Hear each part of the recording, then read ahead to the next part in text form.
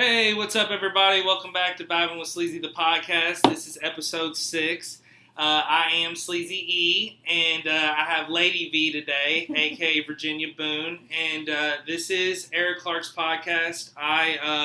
Really excited to have this episode going, and I'm really excited for everybody that's listened so far. Thank you all for all the support and love. All the feedback's been great. This episode's going to be a lot of fun because Virginia and I are friends. We know each other, but I think we're still getting to know each other. We've only probably hung out 10 times, but we've known each other for a long stretch. Yes. So I think this episode will be a lot of fun. She's a very interesting person, and I'm excited to get dove in. So basically, dive in, I guess you would say. Sorry, I'm a little buttered. But anyways, dove in. Yeah, so, but basically, so who are you, Virginia Boone? Who are you? I am Virginia Boone. I'm a 31-year-old Aquarius, originally from Louisville, Kentucky. I've lived a few other places, Denver, Colorado. I guess that's about it. I haven't lived anywhere else. Okay, cool. But yeah, I'm excited to be here. Awesome. Thanks I appreciate for having you me. coming. Yeah, for sure. It's cool that we're at episode 6. Mm-hmm. It's been a long stretch, but I'm excited. So today we're going to do something a little bit different. We're going to do a game. It's going to be a segment that I'm hoping me and Virginia can do in future episodes as well. I think that Virginia would be a great reoccurring guest. So basically the game is... Let me say, too, this was my idea, so I'm taking full credit for it, unless it is terrible. Yes, this was Virginia's idea, but I loved it, and I thought it'd be great for the episode. I thought it would be good just from a standpoint of creativity-wise. It's something that I don't think a lot of podcasts have done, so we're going to give it a shot. So this segment is actually called Bowling with Sleazy E and Lady V. So we will be diving into a bowl and grabbing random topics. It will be random questions, random words. It could even be about an animal. I don't know. Who but knows? also what it's going to be. Yes. And what's great is the best part is that we have also gotten a few topics from a few people that I rent homes to.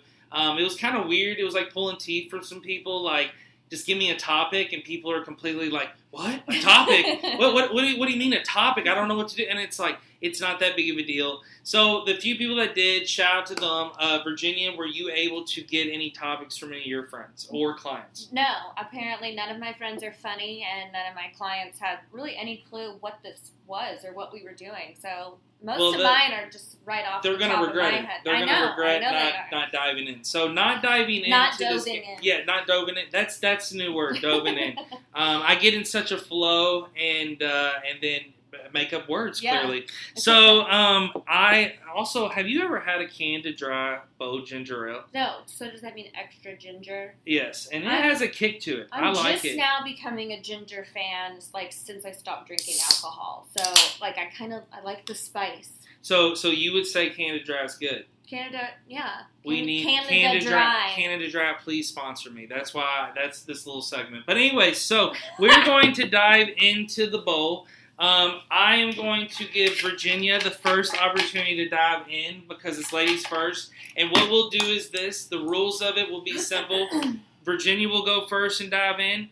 She will answer it, and then I will answer it, and we can discuss, talk, and then when it's ready to move on to the topic, the person that dove in will give it right to me. So I'm using it. I'm going with the word. So this is your turn. I'm going to dove in, guys. All right.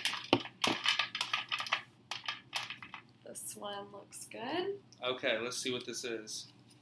Who wrote this one? Oh, no. Oh. Okay. If you were stranded on an island, not a desert island, what 3 things you would want? Okay. I think... But here, now let me get this. I'll probably get to do this with almost every question. Now, does this mean what I would want to survive? What I would want just to have? Just to have. Because, I mean, we know you're going to want to survive, but like 3 Let's things just say we have everything we need, but these are like wants. 3 things that like keep you entertained. It's that type of island where we are going to survive, but we also, can like chill and have a good time. Yeah. Okay. Let me think. I LaCroix. Okay. Pamplemousse flavored, like just a 12-pack of LaCroix. Just a 12-pack of LaCroix? Yeah. On cooler, like, yeah. ready to go. Okay. I mean, I think you're going to agree with me. I would want weed. I would want weed, yes, 100%. Right. Weed would be number one for me. Okay. Yeah, but if you have the weed, you have to have something to drink with it. So True. You're going to fucking regret it. And you know what I would have? A Bold Canada Dry. Here we go again. Another for this, and I'm trying to get a sponsor. But anyway, so yes, I think that a beverage would definitely be a great choice. I also think what would be a lot of fun would be having a football. Okay. Yeah, I'm telling you, like, just slinging the pigskin around because. Are you by yourself with the football? Or if I'm solo on the island, you'd probably want a basketball. I want a Game Boy. Oh, okay. And I want that Game Boy to have like a rechargeable battery pack. So see where, but it's solar panel. Oh shit! Like so this third item is a combo Game Boy with the solar because I can't just keep batteries laying around, and I'm on an island that can get hot. Like I just pop those bad boys in. I got Pokemon Blue. Yeah, okay. I'm going classic. Okay. I mean, my third thing, I guess, is similar. It's an electronic. It would be a vibrator with, I guess, solar powered batteries. Gadgets. Yeah. Well, also, I mean, the whole thing could be solar panel. Yeah. Like, that'd be cool. I like that. That's cool. that is a good idea because. You know, us guys are lucky we can just, whack it all on the beach. But it's just like you get the solar panel. You're solo. You get the solar panel vibrator. Yeah, and then just get really stoned. What brand would make that? Rub one out. What brand would make that? What do you mean, like Brookstone or? Yeah, do you think Brookstone would make that, or would it be like? I think it'd be the what's the magazine that they give you on an airplane? Oh, SkyMall. Yeah. A SkyMall solar panel vibrator. Yes, wow. But they would also sell it on Amazon because Amazon has everything. That'd be awesome. And then that'd be really cool if you had a SkyMall and for some reason you had this phone and you only had like one phone call left. And you're like, do I call my family or do I call SkyMall? And then you call SkyMall and out of nowhere a plane comes over on the beach and just drops this solar panel vibrator. You just catch it and you're like, thank you. Yeah. You're showing everyone on the island, like people that don't even know who you are, like, right. Like who are you? You look so weird. You're like primitive. I bring the treasure. Okay. I bring the dick. All right, I'm bringing a new topic. Okay. So let's go. Ooh, this is a good one. A hobby Wait. Oh. Before sorry to interrupt. Should we have like a sound for when we're moving on to a new topic? I think we should make the sounds with our mouths. Okay. And I think that I'll make the sound since it was my new topic. Okay. So my sound is going to go ring-a-ding-ding. A hobby you've always wanted to try. Okay. That's an interesting one. Because okay. I think a hobby that I've always wanted to try.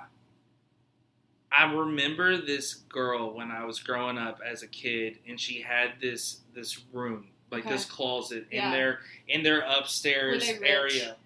Yeah, pretty well off. Yeah, rich. I remember like friends from like elementary school, middle school that now thinking back, like they were definitely rich. Oh, I mean, I had friends that were like loaded, and I'm like, and looking back, it's like, God damn, that house was 6 figures. But it's like they always had the best snacks. They always would keep you well fed. They'd always be very sympathetic. Like, oh, that kid lives over there. Yeah, they got it. The parents, I like me and that kid that was getting the snacks. But anyway, so you and the girl. So me and this girl, I remember like I go over there and she had this board game room, and I'm talking probably close to like 70 board games. Shit. And now I've been realizing board games, besides going to parties and playing them, they're like the new hot thing. Like there's board game bars, board game this. Yeah. So maybe like in the future, I get into the board game hobby game, like by collecting board games, and then I just pop up. Like every time I get brought to a party, people are like, he's about to bring a fire board game. I also, real quick, I don't know, I can't promise that it's going to come out, but this is the first time I think I've announced this publicly. Oh, wow. What's up? I invented a board game in college, but I never gotten it patented, and it's called Are you drunk yet? Yeah, yes, that's exactly what it's called. But no, it's like, are you drunk yet? And it was a trivial drunk gambling game. And I had a blast making it, but I never got it made. And sometimes I found a folder with it in there, and sometimes I think, should I dive into that board game? So, this is your hobby. Yes, that's my new hobby that I just got into. So what's your hobby? What would you like? My hobby, I mean, kind of getting back to like those rich friends that you knew growing up. I thought you were going to say you were going to make solar panel. No, okay. No, okay. I'll leave that to SkyMall and like Tesla or something. I always thought horseback riding would be super cool and like a cool hobby of like going to the stables and like you'd have your own horse and like that just seems like a deep connection between like a human and a horse. That'd be cool. They're so majestic and so smart and I don't know, I just think it'd be really cool. Like, I've ridden a horse before when I was younger, but, like, doing it, like, as a hobby would be cool. But... Horses are tight. But then I would be that horse girl.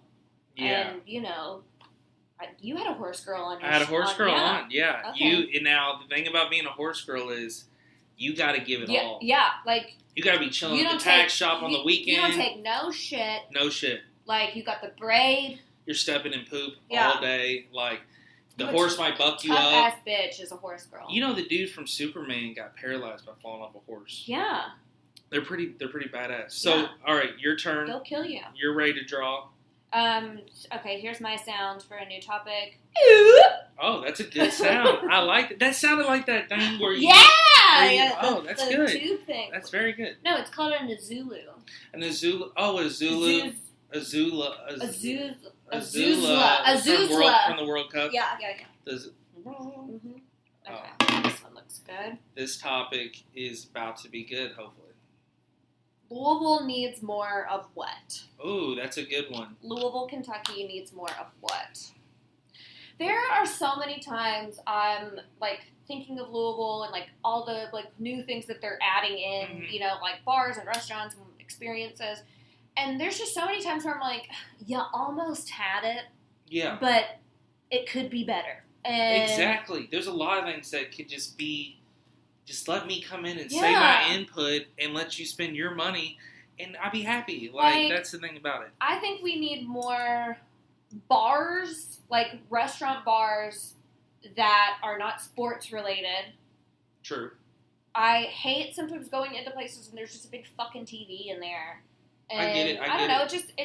It immediately sets the tone of this is a sports bar. I love sports bars. I go to them all the time, but I totally get what you're saying. See, there's got to be a different vibe for people that aren't into that. And like I know that we have got like clubs and lounges and speakeasies, but like I'm not talking about that. I'm talking about like just a casual bar without a TV in there. I want a place where I think Louisville needs this. A place where I know that like we have the reggae festival every May. Yeah. It goes hard. And I think they need a reggae vibe bar, like where you can go in there and you know everybody's in there's going to be high as fuck. We're all in there chilling. We're listening to reggae, live reggae acts. And it sounds kind of like what Nirvana is on the Highlands. Somewhat, yeah, I guess you could say that. But I also think Nirvana sometimes can venture into other genres, like something that's just focused on reggae, and but you also kind of got the tropical drink feel like you have. Now, have you been to the Tiki Bar? I was just about to say, there's the Tiki. That place is pretty cool. Yeah. I've been there after a show before. But yeah, I think anything with like I don't know, just something more. I love tropical feeling shit. Yeah. It'd be cool. It'd be cool. So I'm going to draw into this, and my noise is going to be... All right, so that made me feel like I was in Willy Wonka. No, that made me feel alive. So, what is the most beautiful song you've ever heard in the world? My Heart Will Go On by Celine Dion. Ooh, that's a good one. Really? Let me rephrase that. Any song by Celine Dion. Yeah, Celine Dion can really rip at your heart. Mm. What about Adele? Someone Like You. That's a really beautiful song. Yeah. I think any British singers really hit it hard. Yeah. I had this like crazy fascination about Lily Allen. Like she's a hottie. Super into her. But I started venturing to other British singers, and I'm telling you, they write some beautiful shit. Mm-hmm. Like they really do. So pretty much that's the end of that topic. Okay, so cool. we're gonna pass it on to you. Get that noise going. That's not my noise. My noise is. Okay, I want to pick one. Okay, I was gonna say I want to pick one I wrote. Okay, I'm and ready. Here for this. is one. Okay. I'm ready. I don't know if I should have announced that, but no, it's cool. It's cool. Are horoscopes legit? Okay, I'm gonna be honest. Yeah, I thought they were bull. Well, we're keeping it real. We're keeping it real. Oh, everything about Vibing with Sleezy is real and genuine. And the thing about it is, I've had some chicks in the past that were like really into the shit, and they would tell me stuff, and I'll be honest, it blew my mind. Mm-hmm. And when it started telling me like, oh, these different like life transformations and different, I don't know, I believe in it. I think it is real, but I also think that sometimes, maybe it's just me being buttered, but sometimes I think I think in my mind, like, what if I'm reading the horoscope, but when you read the horoscope, say you were a Libra too, okay, you read it and it says something different. Okay, it's got that power. Like, okay, what if, I get what you're saying. Yeah, what if it's that powerful that I could like, what if that's how it is? Okay. And we really don't know. Okay, but Eric, you couldn't say that about anything. Like, what you see is completely different, possibly, than what I see. It's all about perception. That would be crazy with ingredients. Like, if I looked and it said, like, 280 calories, and then you looked and said 1,000. Yeah. And then you're like, what the hell? What do you say? No, I totally get that. But I'm just saying, I feel like that's with horoscopes, now with horoscopes, okay. Is that the thing that has to do with animals, too? Like there's a monkey and a... No, okay. Oh, so what that is, that's your Chinese year symbol. Like, the year of the horse, the year of the monkey. What are you? 1990, I think, is year of the horse. I think I'm a snake. What then? 89. Okay. I think 89 is a snake. Now, my mom's a rat. Yeah, the rat one always... I look at the rat one, I was like, that sucks. And you're like, I don't want a snake is a... Yeah, it's like you keep the rat. Yeah. But the snake one, every time I hear it, I'm like, am I a bad person? No, but yeah. I'm a good person. Like, I'm just a snake. Like I'm a cool snake. I'm a snake. I'm like an anaconda, but I'm a friendly anaconda. Nice. Yeah, I got like a nice charm. Okay. Okay. What about you? I mean, do you believe 100% they're real? I definitely do. But I'm not going to be one of those girls that, like, asks a guy, like, oh, what time were you born at? So I can check your natal chart. My fucking ex, Michelle, yeah. This chick only dated for 3 weeks, literally was nuts and literally asked me that. Like, what time were you born? What time? Horoscope girls will have you calling your mom at, like, 1 in the morning being like, Mom, what time was I born at? This chick wants to know. What time was I born? Am I a rooster? Like, no, it's just like, I mean, that's the whole thing about it. Thing about it is, I think it's very fascinating that it's definitely something you can dive into deep, but it's like, come on, chill out. Yeah. Like, it's... Right. Yeah. Okay, go. All right, so this one, so what is the best invention of all time ever? And how does it impact your life? This is some deep shit.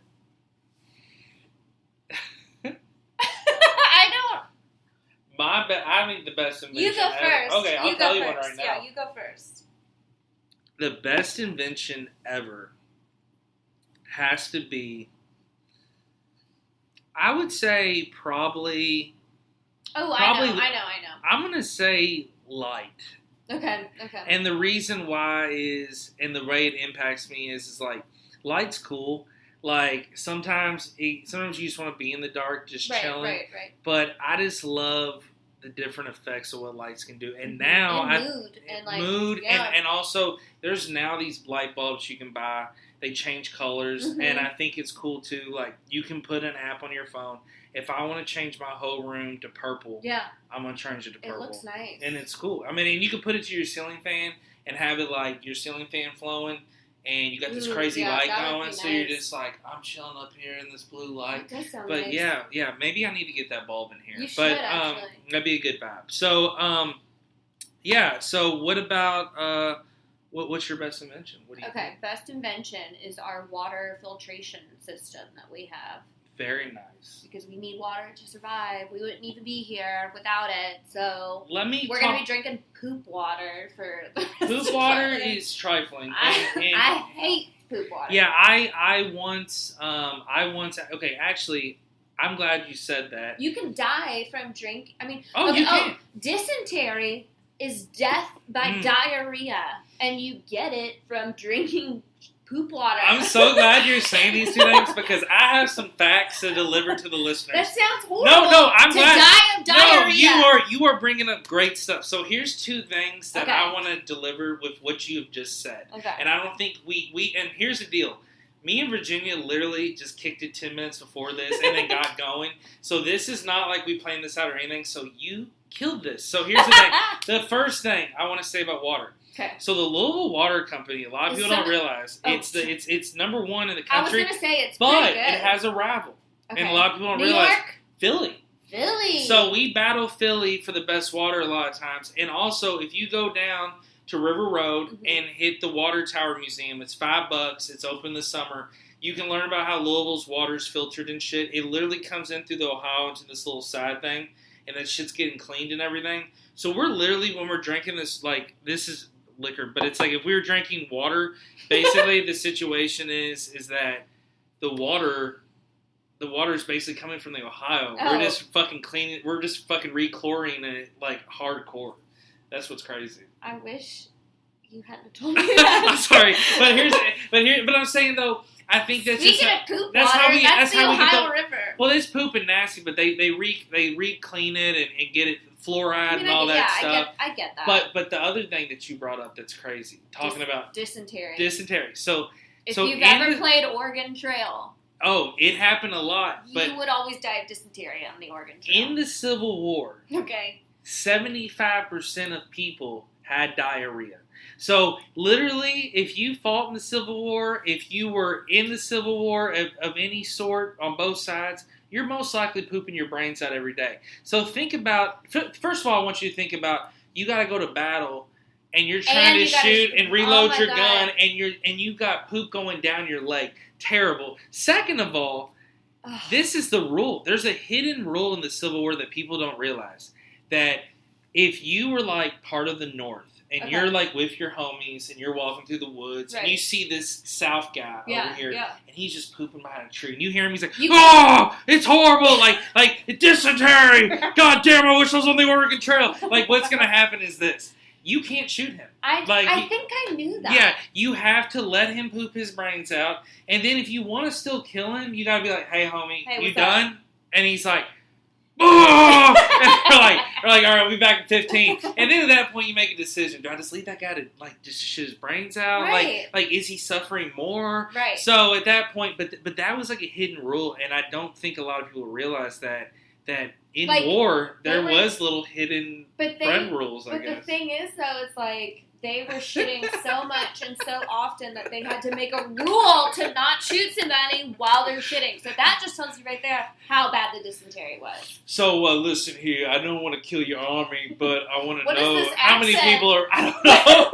Where are That's you? my Civil War accent. Okay, here's my Civil War accent. No, here's my Civil War accent. I've been watching a lot of Jersey Shore. I think it's kicking in. Okay. Here's my Civil War Civil War accent. But okay, I would definitely be on the North. But if I had to be if I was like a Southern person, my voice would tall as, "I do declare, for sure. Everybody in my camp's got the diarrhea." And then if I was from the North, I'd be like, "Yo, you got the diarrhea," and they're like, "Yeah, I got the diarrhea." Okay, so anyway, so basically it would be this onside of like you're just debating, and then at that point you just make a rule like, "Hey, let's just stop killing." What would the rule be called though? It'd have to be something like, "Don't shoot, I'm poop." No, I'm pooped. They would talk different back then.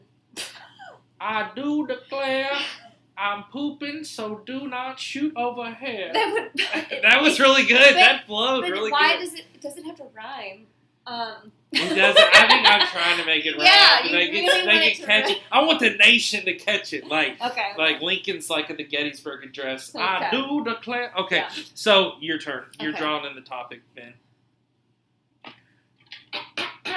That's my. Sorry, I got a little random tangent there, but that was cool. That was a lot of facts. All it says, all this one says is potato chips. Okay, potato chips. So I guess I'll start off by asking you, what is your favorite potato chip?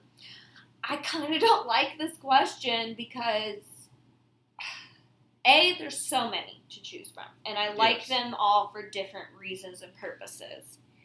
But, like, the number one go-to chip, in my opinion, I don't know, because do you consider Cheez-Its to be a potato chip? No. Okay. Cheez-Its are a cracker. So we're just talking about chips, right? I'm talking chips. What you gonna See, find I in don't the chip aisle? Like, this is literally like a desert island question. Like, what chip do you want for the rest of your life? And I don't know if I am man enough to make that decision. I'm going to make a decision. Okay. Because heart healthy. Yeah. If I'm stuck on an island with chips, I definitely want to be heart healthy. You want some, like, Sun Chips. I got Sun Chips, yes. Sun Chip Original. Okay. Are my go-to. Again, we are flowing over here, folks. She did not know I like Sun Chips. But, yes, I like Sun Chips. And I also like, I do like sometimes Pringles. Ooh, fuck and yeah. I like to just see, sometimes I like to see how many I can shove in my mouth. Did you, they okay. break everywhere. I'm about to open up something in your brain, I feel like. Did you ever have that container for your Pringles? Those, yeah, that was a good one. And you rip up the little, was it a plastic top or was it actually a resealable? It was plastic. It was like 2 parts. And it held your Pringles. And you could just have, like put in your some lunchbox. down. Ooh, yeah. There was a lot of good lunchbox accessories. I know. Also, too, I think lunchboxes back then, I don't think lunchboxes are used as much anymore. Yeah. For some reason, you don't see that many lunchboxes. Like, I remember growing up, it was like, what type of lunchbox do you have? Lunchboxes were cool if you went far with the lunchbox. Yeah. If you just went with the thermos, like blue lunchbox, you look weird. Yeah. Like, I'm not sitting with you at lunch. Like, I'm not saying I'm that type of person, but I need someone that has lunchbox with character. Yeah. And also, I guess I could tie into the school lunches at JCPS schools were so interesting that I saw a girl recently on Snapchat who's a teacher eating one of those square pizzas. Yeah. That is bad. That's not changed. That's bad. That's what we're feeding. Yeah. The world of JCPS kids. Like, I can't get it. First of all, the world of JCPS kids, which is Jefferson County Public Schools. Just here, but yeah, the world. That world of those kids, but it's like, but and the those fact nuggets that are terrible they're too. still 20 years later giving those kids that square pizza with corn on the side, How do probably. we know it's not the same pizza from 20 years ago? How do we know? How do we know? We don't know. They didn't say, hey, let's do a joke. I hate this future class. Let's just do these pizzas. I bet that's what they did. Yeah, that's definitely what they did. Sorry, JCPS, I don't mean that. But okay, anyways, getting back to my chips, yes. I'm going to say Funyuns. Ooh, Funyuns. Funyuns are a good one. I would say Funyuns also no. Funyuns had a kick. They had a kick. I like that. But I thought I think Flamin' Hot Cheetos are good too. They're okay. Mm. I do also like with this, I don't know if this is a chip, but that Smart Popcorn, that white cheddar. I'm gonna give it to you. Yeah. Since you're a great guest, I'm giving it to you. I'm giving that to you. But yeah, I would go with that. Okay. I'd also I think Tostitos too. Like just any type of Tostito. I like to dip my chip. I know. I like a dip. My chip. I'm a dip girl. Give me all dip. the way. Give me dip. But Yeah. I also can just eat plain chips. A lot of my friends, I think, get mad because I come to their house and I'm already ready to eat snacks. Yeah. And I'm like, I'm expecting to have snacks, like, and then they literally, like, some people will be like, well, sometimes they'll be like, you sure you want these chips? Like, I just got it. I'm like, listen, I'm not going to clear the whole bag. But if you give me the bag, I'm clearing the whole bag. I'm going to eat this bag of chips. Straight up. I mean, we're snackers. I mean, that's what you got to do. And I think being a snacker is an essential club. Yeah. Whose turn is it now to draw? I think it's my turn It's to your draw. turn. It's your turn. Okay. Yes. Blah, blah, blah. All right, let's see here. What are your thoughts on weed legalization? Yes. You go. That's my thought. Yes. I think so, yes, too. But I'm going to say this. I think that it's getting ridiculous that we're having to wait so long. I think people are starting, though, to get the wake-up call. I love the direction it's going. They are.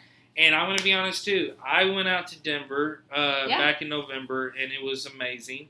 And hitting the dispensaries was not only cool, but it was also just seeing everybody seem very happy, laid back. And I think that just people actually getting out of jail and prison and not serving time over a plant, and people being able to actually like smoke this and use this, it's just super important. And I think people that like have to fucking wake the fuck up and realize this also is saving lives. Well, like it's saving lives. The thing about it is, like you said, like when I lived in Denver, everyone was just in a really good mood. And it wasn't even because they were just walking around stoned. It was just because there was just this air of, like, not so much pressure, I guess. Yeah. But also, too, I mean, there were days I could literally go into a dispensary and say, hey, I'm feeling like this today. My anxiety's going crazy today. I'm hungover. I've got menstrual cramps. Like, I haven't eaten in this many days. Like, whatever.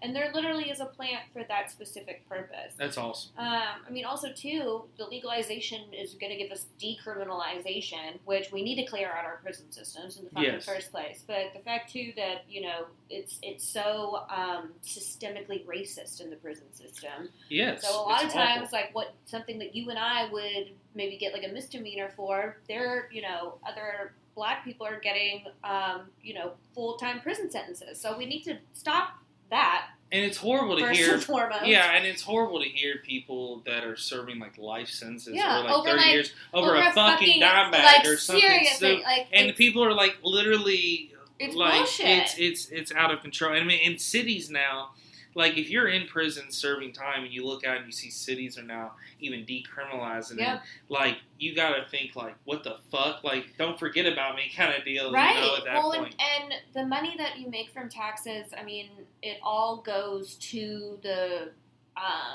schooling system and to, our roads and to just things that, we could make better. True. But then also, too, as far as like a standpoint of why this started in the first place, I mean, we can blame Reagan for the war on drugs, which was fucking bullshit, because now we know that was just another systemically racist fucking tactic. Yeah. But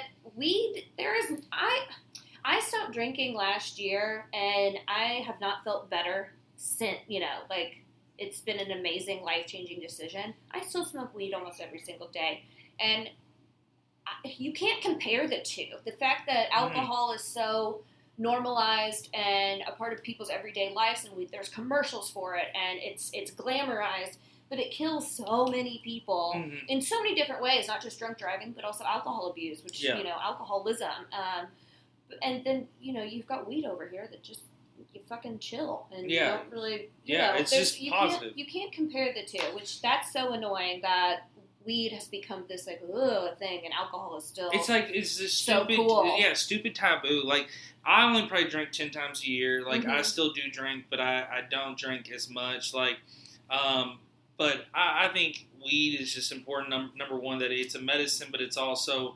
It's just there, like you said, there is something for everyone, and I think too, it's just fun, and you get so many good feelings out of it, so many things. And talking about Reagan, you look back, and I don't ever dive into like politics too much in this podcast, but like the thing about it is like Nixon was awful, and the agenda he pushed with weed, and then You're just seeing it still viewed as a taboo from certain people, and it's got to go. Yeah. Like, if you ever look back in the 20s, 30s, and they had the damn reefer madness and stuff, and, they have these people on a damn movie acting idiots, when that's not how anybody really acts. It's it's just stupidity if that's how it's viewed. And I think we'll eventually, though, and I think in our lifetime, we're going to see Kentucky being waking up, hopefully. Like, we are a very red state, and aside from Louisville, it's, Trump town. But I feel like because of our entertainment industry that we have here, and our tobacco and the Derby and just everything that we have as a state to offer, I could definitely see us becoming legalized. Yeah, I think it's going to have to eventually across the board. I mean, and people just have to wake up. I mean, it's time. That's the biggest thing I got to say to people. Just wake up. Yeah. It's 2021, and it's time to And I Wake think up too, and smell marijuana. and if everybody smoked a joint once in a while, they fucking would chill out. Oh my God, I know. And relax. Like, I think people would really vibe and actually really click on some, like, shit that people are disagreeing about. There's times where clients will come in and they're just so high-strung and stressed, and they're like, I need something. I'm like, have you thought about smoking some weed? Yeah. And a lot of times it's like, well, no, but I think that would help. And it's like, that would definitely help. Oh, yeah, for sure. For more ways than one. But yeah, I mean, I am 100% for the legalization of weed, and that's that. I agree. Mm-hmm. I'm 100% there, too. So, all right, your turn. Okay. I can't think of a sound. That sounds like... You're like, what is It sounds like she you just doing? swallowed spit. I don't know. So. What's one possession that you cherish the most? What would a possession be? Just like... I guess an item or an heirloom or... I'm trying to think. That's a good question. What is my most prized possession? I probably... Go ahead. I have like a stuffed animal from when I was like a baby. Okay, I feel that. Like, but like I don't think about it often. Yeah, I'll say this. I don't know if I have like a most prized possession, but I do like enjoy my stuff and like my collectibles. Mm-hmm. But I guess out of my collectibles, something I think is really cool is my Bud Light Post Malone can. I really like that can. Okay. Yeah, so I think it's really sick. Shout out to Post Malone. But no, there's a lot of different things that I like that I have. But I would say like, I don't know, just kind of, I guess I guess that Post Malone can is going to be my priority. Okay. I have this bomber jacket that I got from a vintage like thrift store in Colorado. And it's like a silk bomber jacket, and it has someone's name stitched on the front. It has Joshua stitched on the front. And then on the back is this like dragon, and then it says that's sick. Something in another language. So I like to imagine that it belonged to like some like Asian biker gang, and Joshua was like a member, and I don't know. That's one of my. I guess clothes wise, something like that. Yeah, there is a few clothes. Like I have a baseball book by the owner of the Louisville Slugger that he autographed. Like there are a bunch of autographs I got. I guess it's just I can't pick like one certain item, but I do love. I also keep like a lot of notes and cards over the years. Yeah, see, I have a box just like that, of like memories and ticket stubs and. Yeah, that's the best stuff. Like to keep because you look cards back that you get from people. Yeah, for sure. Oh yeah, that's the good stuff. stuff. So yeah, if there was a fire, I'd probably grab that jacket, my box of memories, and my solar powered vibrator. Okay. So those are the three. That's a great. And then you had yeah, and then I got to my island. Yeah, I feel that. I respect that. Mm-hmm. Okay, all right. Is it my turn? Mm-hmm. All right. Oh, okay. That's my noise. All right. Planets. Oh. Somebody wrote planets. I think that was one of my clients actually wrote planets. Okay. What? I actually think I talked about this on an episode recently, but space is fucking crazy. Like, it's pretty cool, and I think there's a lot of stuff. I think there's still a lot of mystery out there about it. Oh. Duh. Space is one of those things that when I start thinking about it, it's almost like my brain just stops working because it can't comprehend how vast and how big it is and how we really don't know much about it. Would you be an astronaut ever? Like, okay, like, no, not even be an astronaut. If we had a chance as like normal civilians to go to another planet and like live there, would you? Let's say nothing is wrong here. It's just Earth, like normal. It's not like I we're just want to escaping. get out for a little bit. They're now offering trips to the fucking. Can I come back? You better. Well, that's the thing about space. You might not because you're in fucking space. So like, I'm gonna stay here. Right.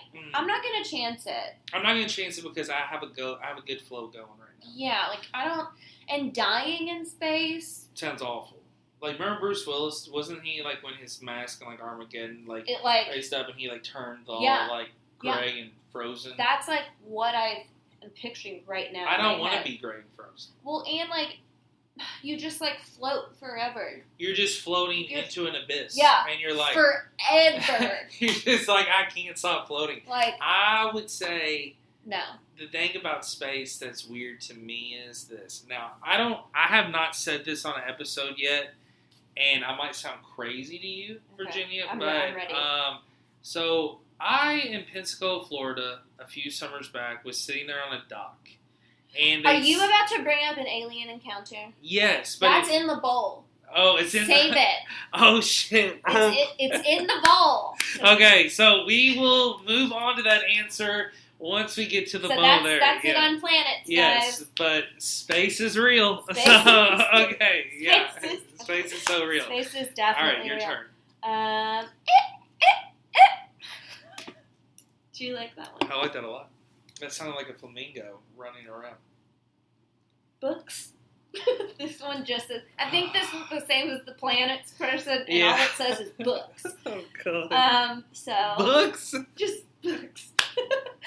If it's in Sharpie, it's from a client. So, books. Okay. My favorite book ever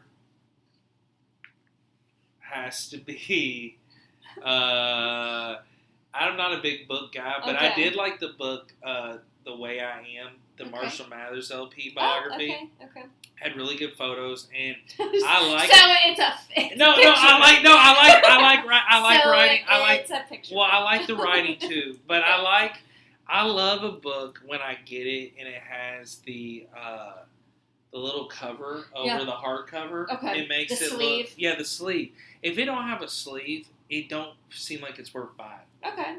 Like, even if it's like a smaller book, like you give me that sleeve. Yeah. Also, too, with sleeves are very precise on how they're made, I've noticed. And, like, I'll be honest with you.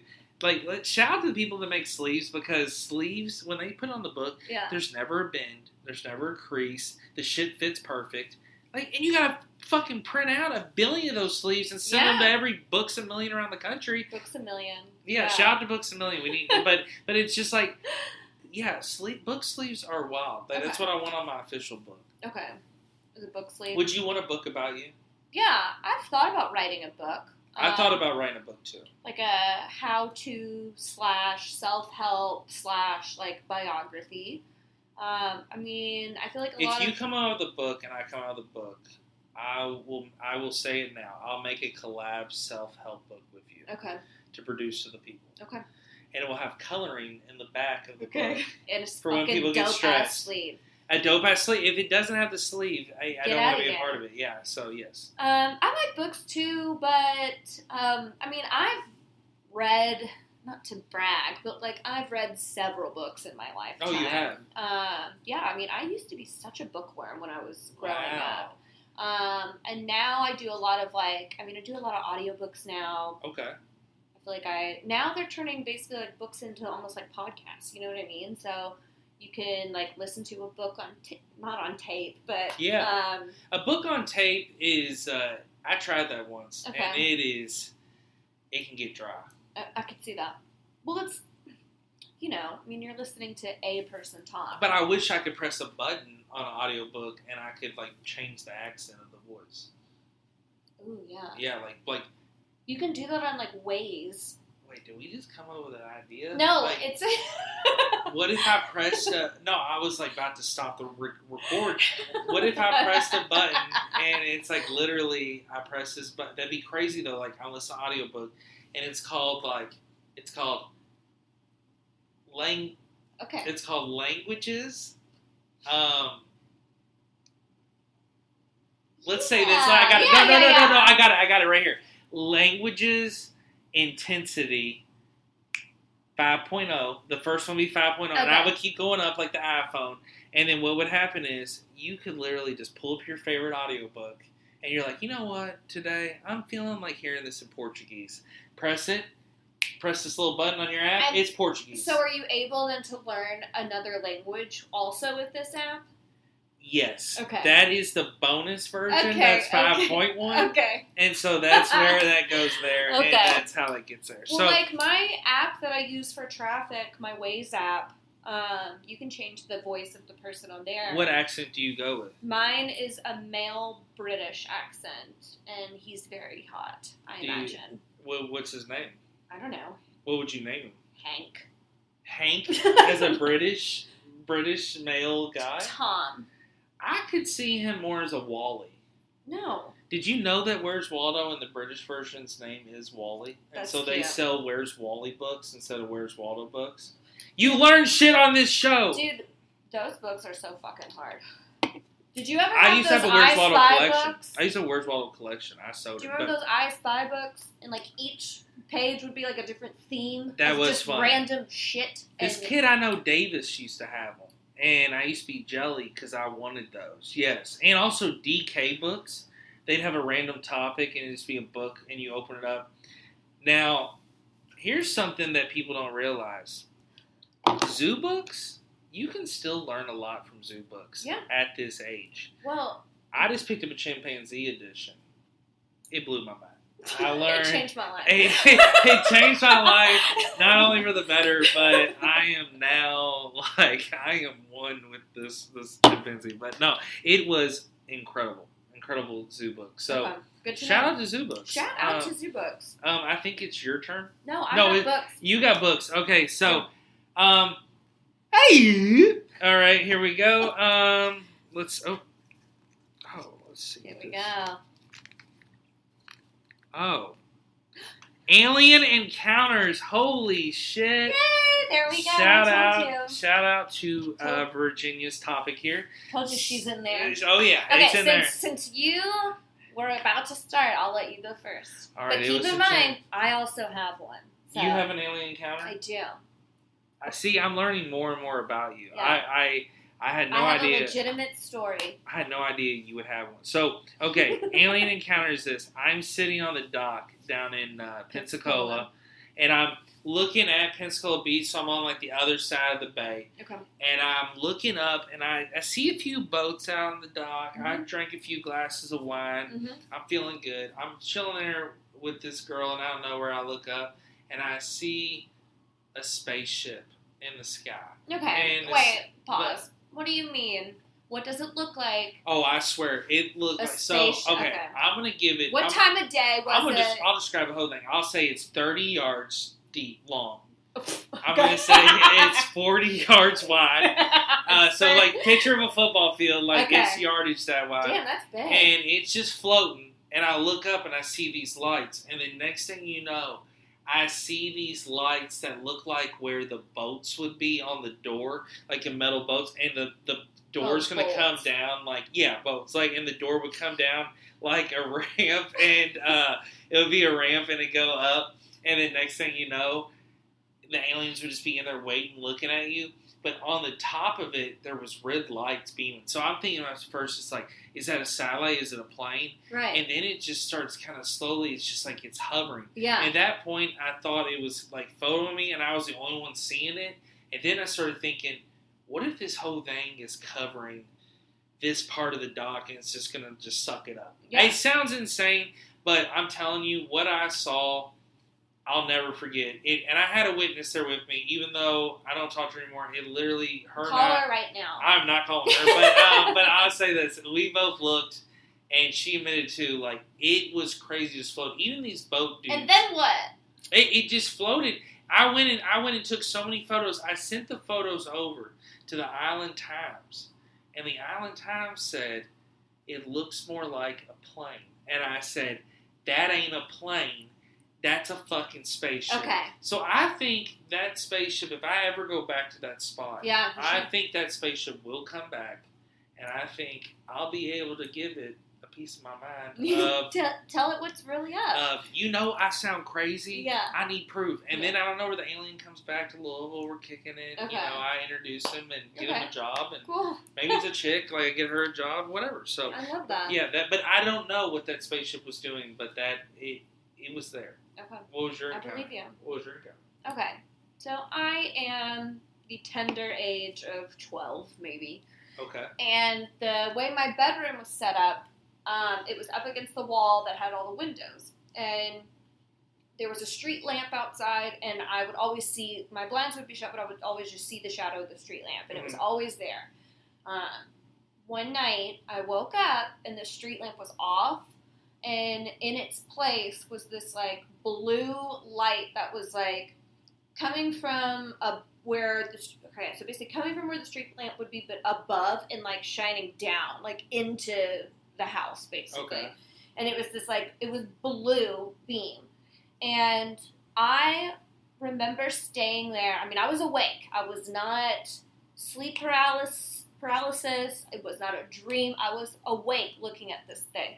And I opened the blinds, and I couldn't see anything but the blue light. Yeah.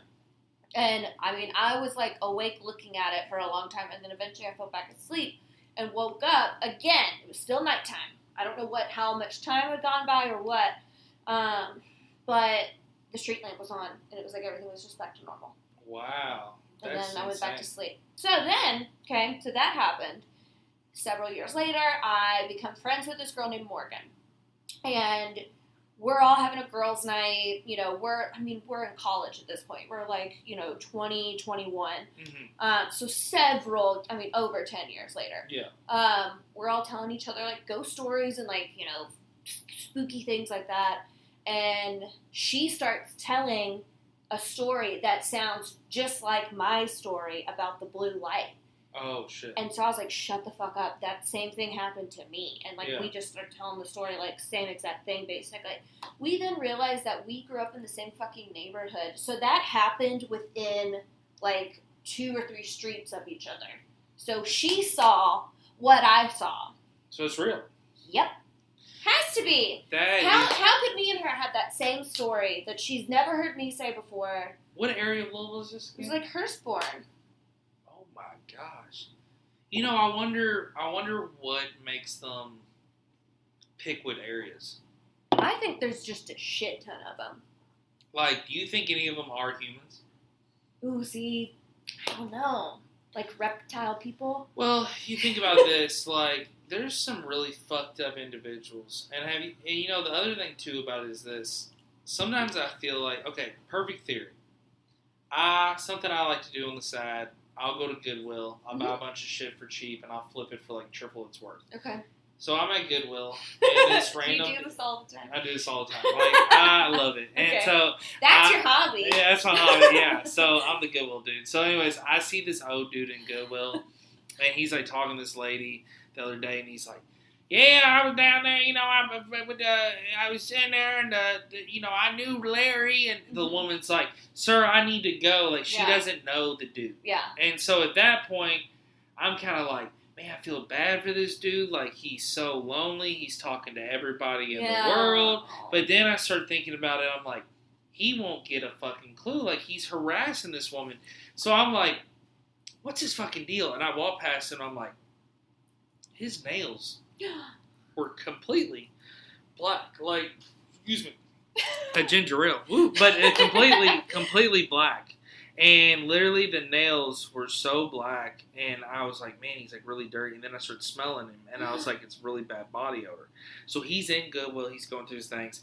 I grab my shit, and I'm in the register, and next thing you know, who do I see hermiting around the register to get in line? Yeah. He's right behind me, and he's like, and he literally looks at me. And literally, I say nothing to him. We haven't locked eyes. I'm not even wearing anything that would signal this. Right. He says, young man, I don't know how much you know about parking garages 50 years ago, but they all used to have a cashier, and that was my job. And I paused for 15 seconds. And my whole world froze. Things started processing in my head. Okay. At that point, I had a few things came in my head. Number one, why did I come to the Dixie Highway Goodwill? Oh, yeah, that's your first mistake. First mistake. Like, we should have started the story. Like, I got COVID 72 there. Then the second of all is, why do weird people just love me? And at number 3, they feel safe around you. I guess I'm just like the safe, weird, like, I'm like they're welcoming. Yeah. But the third thing is, what has made him hold on to this parking garage. Pull that piece of info from his brain and tell you. And here's the best part. I told a few older individuals that would know about parking garages 50 years ago. Right. And you know what all those older individuals gave me? They gave me the older individual answer. They didn't say, that's really fucking weird, some guy at Goodwill picks you to come tell you that whole narrative. Yeah. They go, it is true. There was parking garage. I said, "Oh my gosh!" Why do like, they do that? Yeah, like why do you don't understand That's completely not mentally? the part of the story we care about. Yeah, we care about the mentally crazy. Can we agree insane, that this guy's weird? Yes, and so I'm sitting Sometimes there. I hate talking to older people. Oh, I mean, they don't get it. Like they're like, "What are you trying to explain?" Yeah. To me? Like literally trying to explain this podcast. Sometimes people. You know, I've told a few older people that, like, I'll be in a store and somebody will be like, oh, you have a podcast? And somebody will be like, what's it do? You don't make any money on podcasts? What is the thing? Where do I listen to? Do I download it on the radio? Does it come in a milk box? Like, shut the fuck up. And it's like, I don't need all these questions, but sometimes it's just like, I don't get it. Also, too, older people with their phones sometimes. Yes. It is such an interesting watch. Just trying to figure out what does what. But I'll be honest, I judge them because I know my phone inside and out. But the one thing about my phone I don't know. What? Why the fuck that flashlight comes on every time. I know. And then I can't get it off. And I'm like in an awkward thing. And I'm like, the flashlight and like trying to hit it. And it's like, there's literally the light shining somewhere. There's people, the guy next to me in the car is like, you shine the light at me, bro. And I'm like, no, dude, like I'm trying to get the phone off. He's like, you yelling at me, bro? And I'm like, no. And then next thing you know, he's like following me. And then I'm like, I'm just trying to get the fucking light off. And then I finally get home. And then it goes off. Yeah. That's the most frustrating thing. I know. I hate when that happens every time. All right. No, I like how we went from alien encounters to lizard people to old people all in one topic. Like we're flowing. So okay. And it's my turn. So it's your turn. My bad. Make your noise. Dolphin? Dolphin? Yeah, I don't know what it was. That's a dolphin aardvark. It felt good. Okay. Oh, I think this is okay. No. Oh, that's a big one. Superpower would you have if you had to be a super villain, and why? Okay, so we're villains. And what is our power and why? Okay. What type of villain am I though? Ooh. Like you gotta pick it. I don't want to hurt anybody really. All right. I think what I'm gonna be is if I'm a supervillain. See, here's the thing about supervillains. Supervillains think they're doing good. Okay. You know, they always think they're making an impact or doing something, unless they want to blow up people. But most supervillains are just like, I'm trying to get this done. So what I would do is, as a supervillain, I think what I would be is, I'd be Log Man. Okay. And here's the reason why. So Log Man, literally all I am is I'm this giant 7-foot log, and I got really log muscle arms, and I got log muscle feet, and I wear like a cool plaid. Yeah, it's like a plaid, like a lumberjack. Yeah, I wear a lumberjack plaid, and then I wear these like wooden jorts. And then anyways, I'm wearing these like wooden jorts underneath my thing. And what I'm doing is, my power is, I literally can just show up in the woods. And I do this thing with my hands where I do a rise up. Okay. And I rise up all the trees that have just got cut down in the forest, like by woodsmen. Okay. And here's the thing. I'm popping up, and I'm seeing these trees, and because I'm Log Man, I can connect with these trees. So these trees are like, I was just sold at the half. And I'm like, don't doubt me, Randy. And then I raise up, and the next thing you know, Randy's like, oh, and Randy's a tree again, and all these fucking loggers are like, we gotta get out of this rainforest, and they fucking go running 70 miles per hour. That's my power. That's Log Man. What's yours? Okay. Well, fuck. I pulled that out of my asshole. Like, I'm gonna be honest. I don't know. I mean, I guess I would just want all of the I don't know. I can't think of anything. I think you know what would be good for you? Like, I don't want to hurt anybody. I would just want, like, all the dogs. What's something that you want to do to help the world, like impact, if you could? If you had $1 million charity or something, like, what would your charity benefit? I'm so tired of global warming and the ice being melted. Okay. And the polar bears I got not it right having now. a home. What? You're ozone girl. Okay. But what's the power? What do you do? So, I just have water. I got it. I'm like Frozone. I'm like Frozone. No, you're Frozone girl. You can be Frozone. That's a good name. Okay. But what you do is this. Where is my super suit? That, but also you take your finger. Okay. And you can send recycling bins everywhere. Oh, fuck yeah. So everybody that has an excuse to recycle, you're hitting them with... You get a bin. You get a bin. And you then, get a bin. So, like, you could be part of, like, people that, like, work at these housing things, or, like, real estate companies send you these emails, and then you're like, I'm ozone girl. Oh my god, they get a bin. They and get a bin. And then you even have a shortcut on your computer. Where but that's you hit why the I'm a villain, because I send fucking spam emails to everybody about recycling. Yes, yeah, I'm just super annoying. And you're the follow-up. Yeah. You have superpower. You're so fast with your recycling distribution that you can show up at some dude's party and you know they're all thrown in the trash in the kitchen, and you're like, I didn't just send that green yellow bin for nothing, and they're like, who's that? And you're like, I'm Frozone girl. And they're like, oh, she's really hot. They're like, you're like, I'm not here to party. Yeah. I'm here to recycle. And then next thing you know, you like take one of them and you smash them into Fuck you yeah, and then I recycle him. You can smash him. You know the old can smashers they put the can? Yep. You do the can smasher, you smash him, and then everybody at the party's like, we'll fucking recycle. They start shaking, they're throwing all the stuff. Then you're like, I'm like, you better. And then I think you go, this party might need 2 bins. And then you get another one, and it just drops from the sky. So I like this. That was awesome. I'm into it. I'm into it. She's going to talk. It's Frozone. Mm-hmm. Okay, so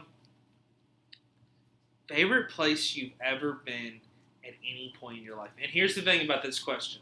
Because I remember writing this one, because I have a place that I want to talk about that really was magical. But the thing about this is, this could be a moment. This could be in Louisville. This don't have to be out of town trip. It could be in a school, whatever. You go first. And if you don't have it, I can go with mine. Go with yours, you go first. Because I'm like, I've got a few in mind. So a place good. This place that I went, okay, so I went to Norway in 2008, Dope. And my friend had a cabin up in the hills, and so there was like, basically like the mountains, like, so there's like reindeer and moose and all this stuff, and there's like grass, it's like growing on top of the cabin, and you go inside the cabin, it's all wood, and you're drinking and hanging out, so it was a blast. So I just remember walking around, and I just remember getting to this part, and there were sheep everywhere. And all these sheep were just like, man, like just running around. And there was like a little sheep barn. And I like saw that and look. Well, then I sit on this rock, and I'm just relaxing. And I look over, and a rainbow is over top of this mountain. And there's a waterfall coming down. And everything, the sun's perfect, and the grass. And there's like sheep grazing. And I see like literally like couple reindeers in the distance, and then next thing you know, I just look, and it was like the most beautiful place I've ever been in the world. Like literally, like the world and time stopped that day. Like I felt at that point in my life, I had just left high school, and I'm like, I'm about to start life, like real world. And at that point, it changed me from the standpoint of, this place is like a peaceful place. So I hope one day, and I don't care if I'm 80, whatever. I want to go back to that spot one more time and just find it. I couldn't even really tell you where it's at. I know it's like a couple hours north of Oslo, but it had like polar bear crossing signs, like all kinds of shit. Cool. It was really cool. But that place was my favorite place I've ever been. Okay, I got it. So this was like one of my favorite days, basically. Okay. I mean, I've traveled all sorts of places. Like I've had great experiences in my life, but one of my favorite all-time memories or places? I say places, but it could be a memory. Like that's what I'm saying. Like it could be I guess you could say memory too as well if you want to tie that in. So it was however you want to answer. Forecastle Festival 2015.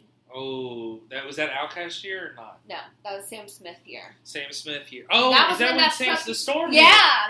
Okay, so that day. If okay. you weren't at Forecastle Festival 2015, Sam Smith was one of the headliners, and that day was gorgeous. And then during his performance, basically, it became a fucking shitstorm. And, like, tornadoes, and everyone had to evacuate, and, like, the show was over early, and it was just a fucking mess. But that day, basically, it was about a month before I was going to move from Kentucky to Colorado. And I was like, this is kind of like the last big thing we're all going to do together with my group of friends. And so we all got together. We all ended up getting tickets to Forecastle Festival. I think it was on a Friday. And just from start to finish, that whole day was amazing. It was just perfect weather. I was with all my favorite people, just listening to music, like just super chilled. I remember all day just like good fucking vibes. Mm. And even like, you know, I wanted to see Sam Smith, and I, technically got to see him. But, the show was ending, or the show fucking just stopped, basically, and we all ran for our lives. But it was still like one of the best times, places that I remember. That's awesome. Yeah. That's cool. That's cool that like you remember that and why it was significant. Sam Smith though, dude's got pipes. Like I finally saw him. I just love how he always starts like that one song. That's just the song I remember. He's just like, you say you love, or however it goes, or whatever it goes. But I just remember, and he also did a James Bond song, which I thought was really cool. Yeah, I thought that was a cool song. But where'd you see him live at? Nashville. Was it good? Yeah. But the whole time, I had, like, PTSD. The whole time, I'm like, oh, my God, where are the exits? Like... Is it going to storm? No, but, like, something happened with his microphone after the first song. So I was like, are you fucking kidding me? And then I had to, like, start all over. And no joke, I mean, I was like, oh, my God, like, this is a terrorist attack. Like, something's happening. But... It was fine. It was totally fine. That's the first thing you thought? Yeah. My mic's not working. It's a terrorist attack? I think everything's going to be a terrorist attack. I just feel like living in America, I'm going to experience a terrorist attack or just something fucked up like that. I'll be honest. I do think that, like, especially with how many shootings that are happening recently, like, I really think that sometimes I'm like, what am I going to be a part of? But also, too, I just feel like I've heard some things, like, I've been at places like at these rental house or someone's house, and I'll hear, like, shootings or I'll hear stuff in the distance, and I'm like, what if I was there? Like my mom recently, the Walmart in Butchell had a guy that shot somebody in the store, and he took off in a car. Well, my mom, I called her because I was like, hey, you're over at my grandmother's house. She was just there 12 minutes before the shooting happened, and it's just like, it's just how quick it can happen. Yeah, like if she had been there for just a few minutes longer, getting had left potato salad. That's it. Yeah, it's it's not that. It's not that serious. Like, so it's insane how it gets. Well, I think too, like, this might be me having anxiety, but it also might just be me, like, being just a worried type of person. But I'm always like, where are the exits? Okay, there's a lot of people in this room. Like, I'm kind of glad COVID has now made it, irresponsible to just have big groups of people together. Because there's times where it's like, if something happens, like, we're all going to fucking die, basically. I mean, I think we're going to get trampled, like, trying to get out of here. I mean, I think it's at the point now, though, like, especially, like me and you hang out with a certain friend group. Right. We also have different friend groups that we hang out with. But a lot of times, I think recently, and it might be an age thing, like our age now, but we like to kick it at the house, have more get-togethers, parties, even before COVID. Right. I think that's something that's going to keep happening because people are going to eventually get just too much fear and anxiety of going out. Because it's like, what the fuck's going to happen? Also, too, it's just like, you can do everything you want at a house party. Like, I think that's something. I think that's the energy I need to start bringing. Yeah. Especially once COVID's gone and like everyone's vaccinated, it's like the point where it's like, let's bring the house party back. Like get it really going. Like we did for my birthday. Your birthday that was a awesome. legitimate house party. Your birthday went great. I thought everybody was. And what was fun about your birthday was I knew nobody. Yeah. And I was there. I just knew you, Lopez, and Kelsey. Yeah. And then I ended up like linking with all these people. I just remember karaoke was hilarious. The one dude took his shirt off and was like giving you a dance with long hair. I I love ants, but that made me uncomfortable. I did not know what was. And also the crazy thing was this: that dude popped up and just looks at me, and I knew that dude from like a voice event a couple years. And he looks at me and he's like, "Man," he's like, "What song should I sing?" And I was like, "I don't know, man." The next thing you know, he popped up with a song. Then he's like got less clothes on. He's in Lopez's bathroom taking pictures in front of the shower curtain, like pretending he's in like New York. I'm like, what's going on? So he just, but your party was awesome. Oh, it was game. The game was fun too. I know. Let's bring back the house party. Yeah, the house party needs to come back. Like because I think it's just. You know what was that movie called? Party X or the big fucking huge crazy shit. Like that's the kind of shit I want to do. Like I want to throw a huge party once COVID's that's over. Like a fucking banger. That is a banger. That was insane. Like, but a house party. Yeah, house parties are just awesome. Like, yeah, I mean, I want a lawn gnome full of cocaine. Oh yeah, a lawn gnome. It's like this little garden gnome. Yeah, would definitely little like lines. that. Yeah, so that'd be fun. But no, so all right, whose turn? Oh, it's my turn. You gotta make that noise, girl. Oh, that your noise? Just let into that one. Okay. Oh, okay. What happens? Oh, I think what I meant to say is what happens after you die, and this says what happens after you go. I definitely meant. I usually flush the toilet. I definitely meant what happens after you die, not what happens. But that could make sense too. What happens after you go?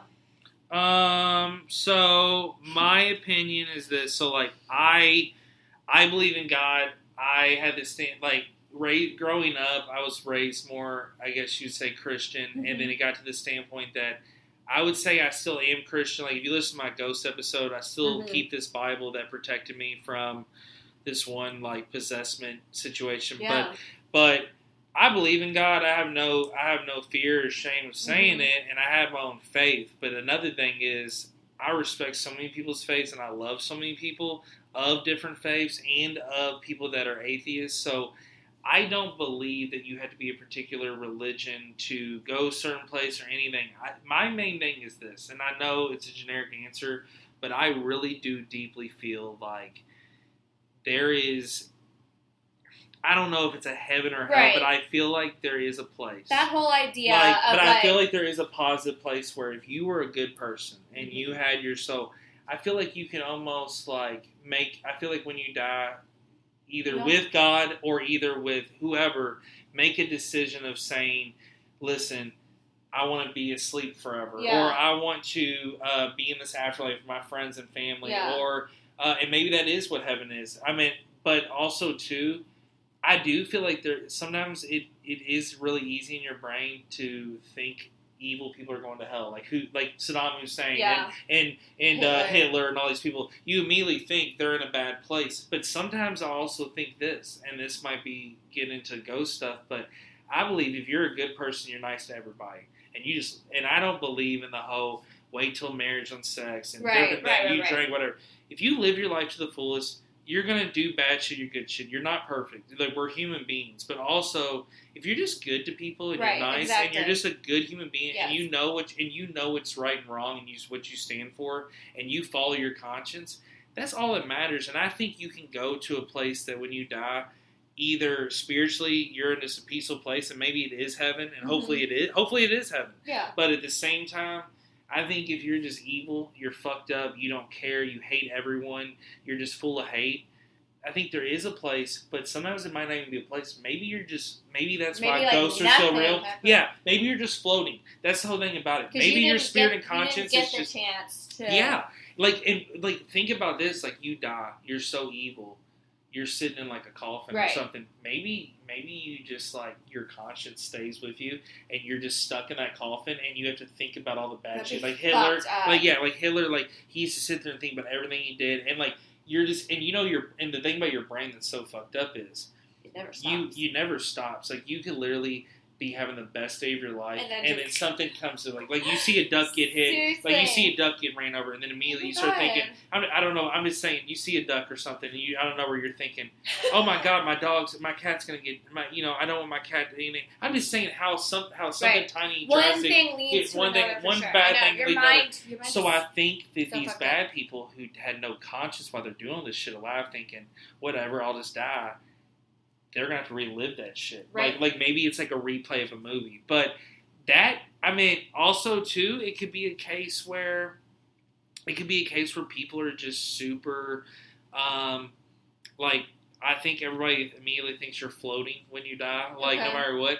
So maybe it's where you're just like, if you're a piece of shit, you're just floating around, and you have to, see people still bad shit happening. Yeah, because it would be, the last thing I'll say about it, it'd be so fun to watch, of course, when you're dead, back on Earth. It'd be so fun to watch your friend, to watch things about, but then you think about it, oh yeah, I could see everything when I die. Then you're like, do I want to see everything? Yeah. Do I want to see someone get stabbed? Do I want to see someone get robbed? Do I want to see someone lose their grandmother? Yeah. I don't want to see that. I don't want to experience. So it's like, what if you're like, hey, by the way, today, and you're like, I was a good person. Oh, fuck you, you weren't.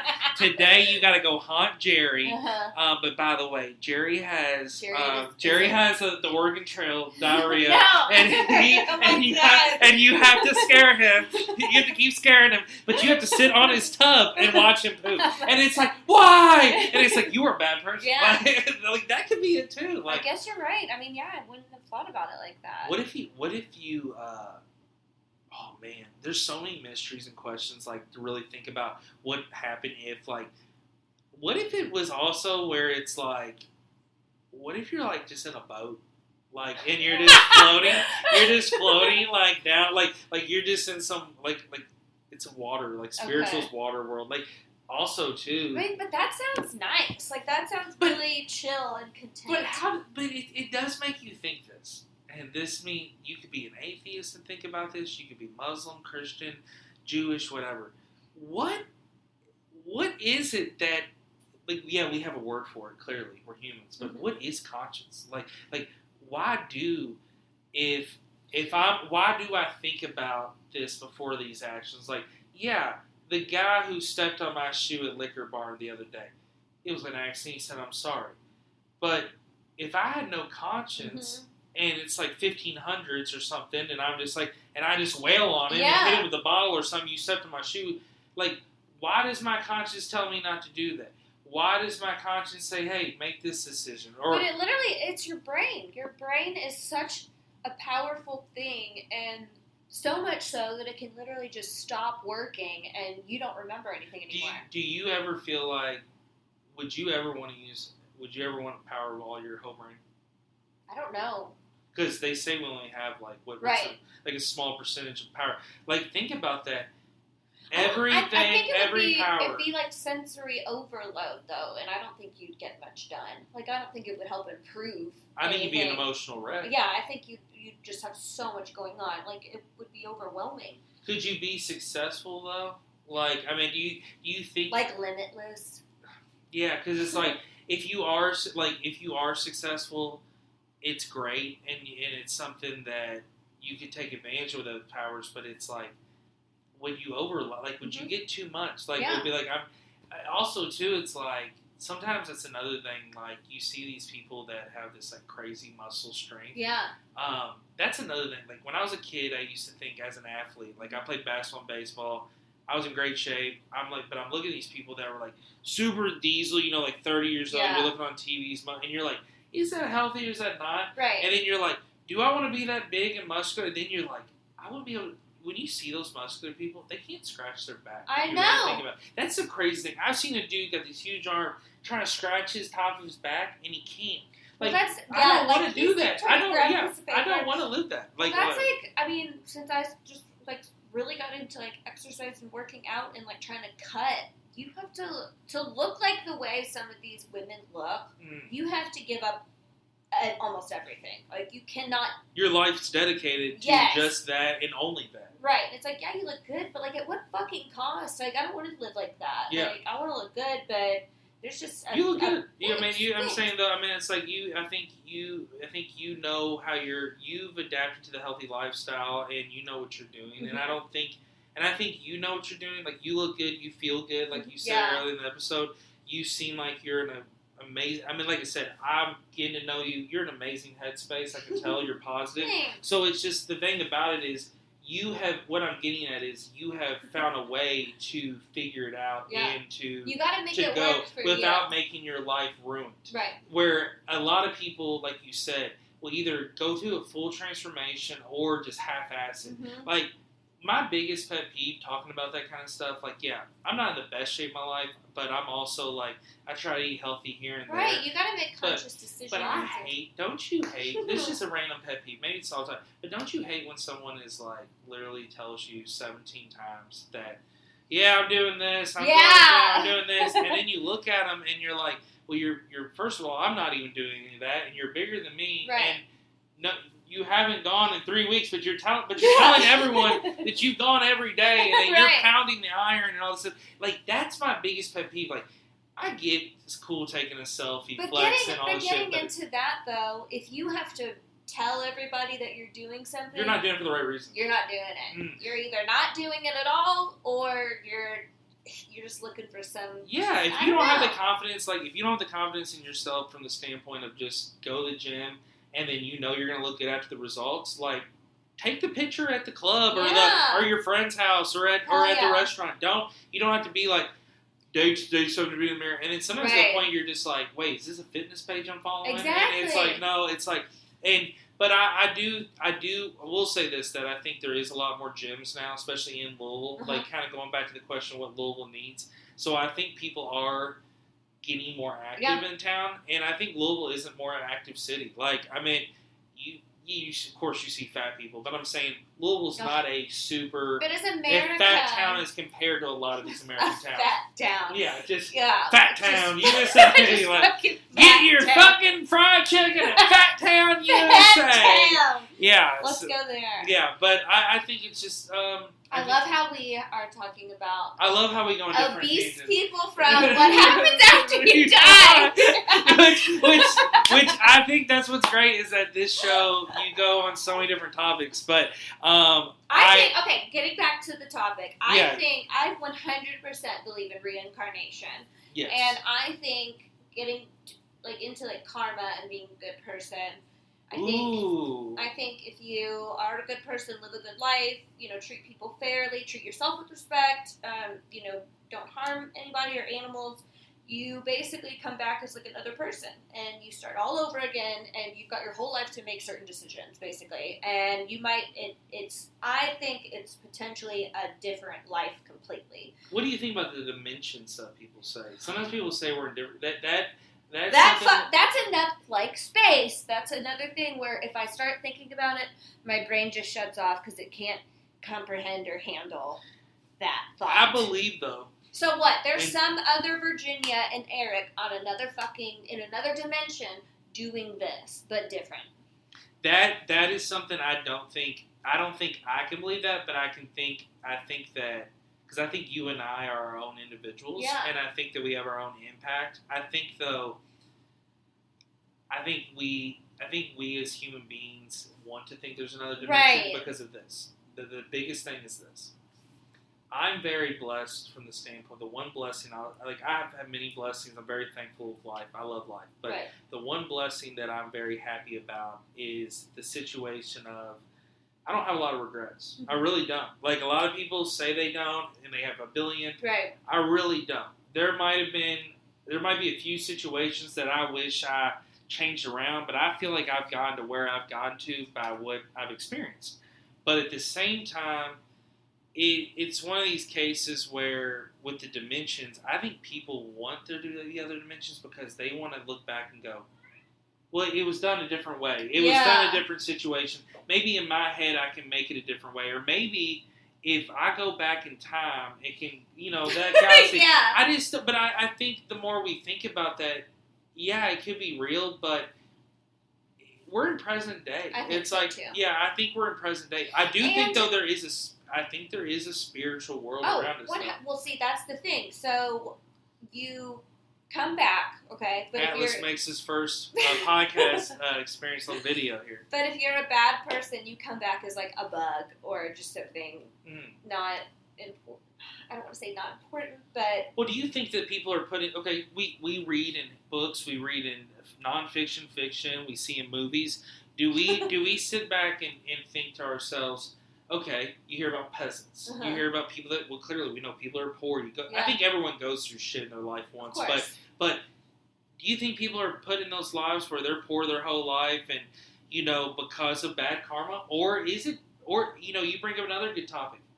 What if we are brought into animals? I really think that a lot of people over the years are so mean to animals that they don't realize they could come back as an animal. Exactly. Because animals with the connections they have, oh my God, and the way they act. Like right now, my cat's in my lap, and I know that a lot of people say their cat's like a dog or whatever. This cat is like a dog, and I think sometimes he senses things and like reads things, and you think about it a lot of times. You're like, what if he is human? An example of that, Lopez's cat, Oakley, is apparently the sweetest cat to everyone but me. She hates me. She waits for me outside of the door and like swats at my ankles. I mean, she like knocks my shit over. She legitimately does not like me at all, specifically me. And I think me and her used to be like sisters or friends in another life, and I'm not a cat and she is, and so she's mad at me about it. Because I've been told I have like cat-like features too, and I was like, I could probably have been a cat in a past life or something. I can see that. I mean, there's and what's funny is talking about cats. There was actually, and now this is how we get another tangent. There was a stripper in downtown Louisville at the Body Shop Lounge. It's not open anymore because of COVID. One of the most ratchet strip clubs on Chestnut, about Meta. Yes. I do know where that is. So I used to be the Budweiser rep there, and I'd go in there and I'd sell a couple cases of Bud Light, a couple cases of Budweiser. They didn't buy much. They weren't ever packed. And there was this girl in there named Tabby Cat. And she'd be like, meow. And she'd be like, she had all these cat tattoos. She wore cat ears. And she'd come up and she thought she was half human, half cat. And I'll never forget her. And literally, like, the last day when I quit Budweiser, I get this text from a random number, and it's like, and it says, meow, I'm gonna miss you, meow, and then it said, come back, and he's like, meow, and then she's like, and then what's funny is, after someone, I guess the owner gave her my number or something, like, I'm literally living with my girlfriend, I'm getting these random texts, from Tabby Cat, the stripper. Will you come and get a pizza slice with this kitten? And I'll be honest. Did she spell come like C-U-M? Yes, she was a dirty girl. She was a dirty girl. And I was always like, man, a pizza slice, it does sound fun. Like, but she was like, shut up. Yeah, you can't go get that pizza slice. So, but no, it's just a Tabby Cat. Like, it's I seriously think she thinks she was half human, half cat. All right, we're gonna go back to the bowl, and I'm gonna grab this one, and I'm gonna put him here in the middle, Mr. Atlas. This one says, what was that? Best party story. This is another one by a client. Oh, okay. Best party. It was written in bubble letters. Yeah, best party story. I would say. Oh my God. Is probably. I just remember showing up. I went to Detroit, and I'm in Detroit with a buddy, and we're visiting his friend, and his dad's like really rich. His dad's actually managing at that time Donovan Sue that played for the Lions. He went to Nebraska. He's with the Buccaneers now. He just won a Super Bowl. Yeah. And he's like basically his dad was managing these athletes and like really had a big mansion in Bloomfield Hills. And I'll never forget just going to this, like, party the night before was awesome, but then they're like, hey, we're going to Dino's dad's house the next day. And we get there, and it's, like, 30 people. Like, I'm talking, it's, like, all these Italian, like, old school OGs, like, all these, like, older women, Mhm. and then there's like Dino's crew. There's piano playing, people are rapping and singing. There's all this fresh Italian food. There's a hot tub. There's a wine cellar. There's a sauna. We're in a movie theater. Yeah. And I just remember, this is what got crazy. The whole party is like, that was the first day. We have a blast. Everybody's rolling out. That night, Dino's dad's like, who wants to see fucking Gaga on the HBO? I can't, and next thing you know, we're in the movie theater room, and they fucking got the Gaga concert that was on HBO, full blast, and everybody's in there just like fucking just rocking, and it was just the coolest fucking party. Like, and we partied there every fucking time we go to Detroit, and he doesn't live there anymore, but man, so many good memories. Like, one time at that place, I remember I turned around and I had a beer cap in my hand, and there was a tiny little like Cavassier glass. Yeah. And I swear I shot it from like 75 feet. That fucker bounced. I was like, Kobe went right in the fucking glass. Like, sat right there. So I mean, I had some great times there. Yeah. But what was your best party story?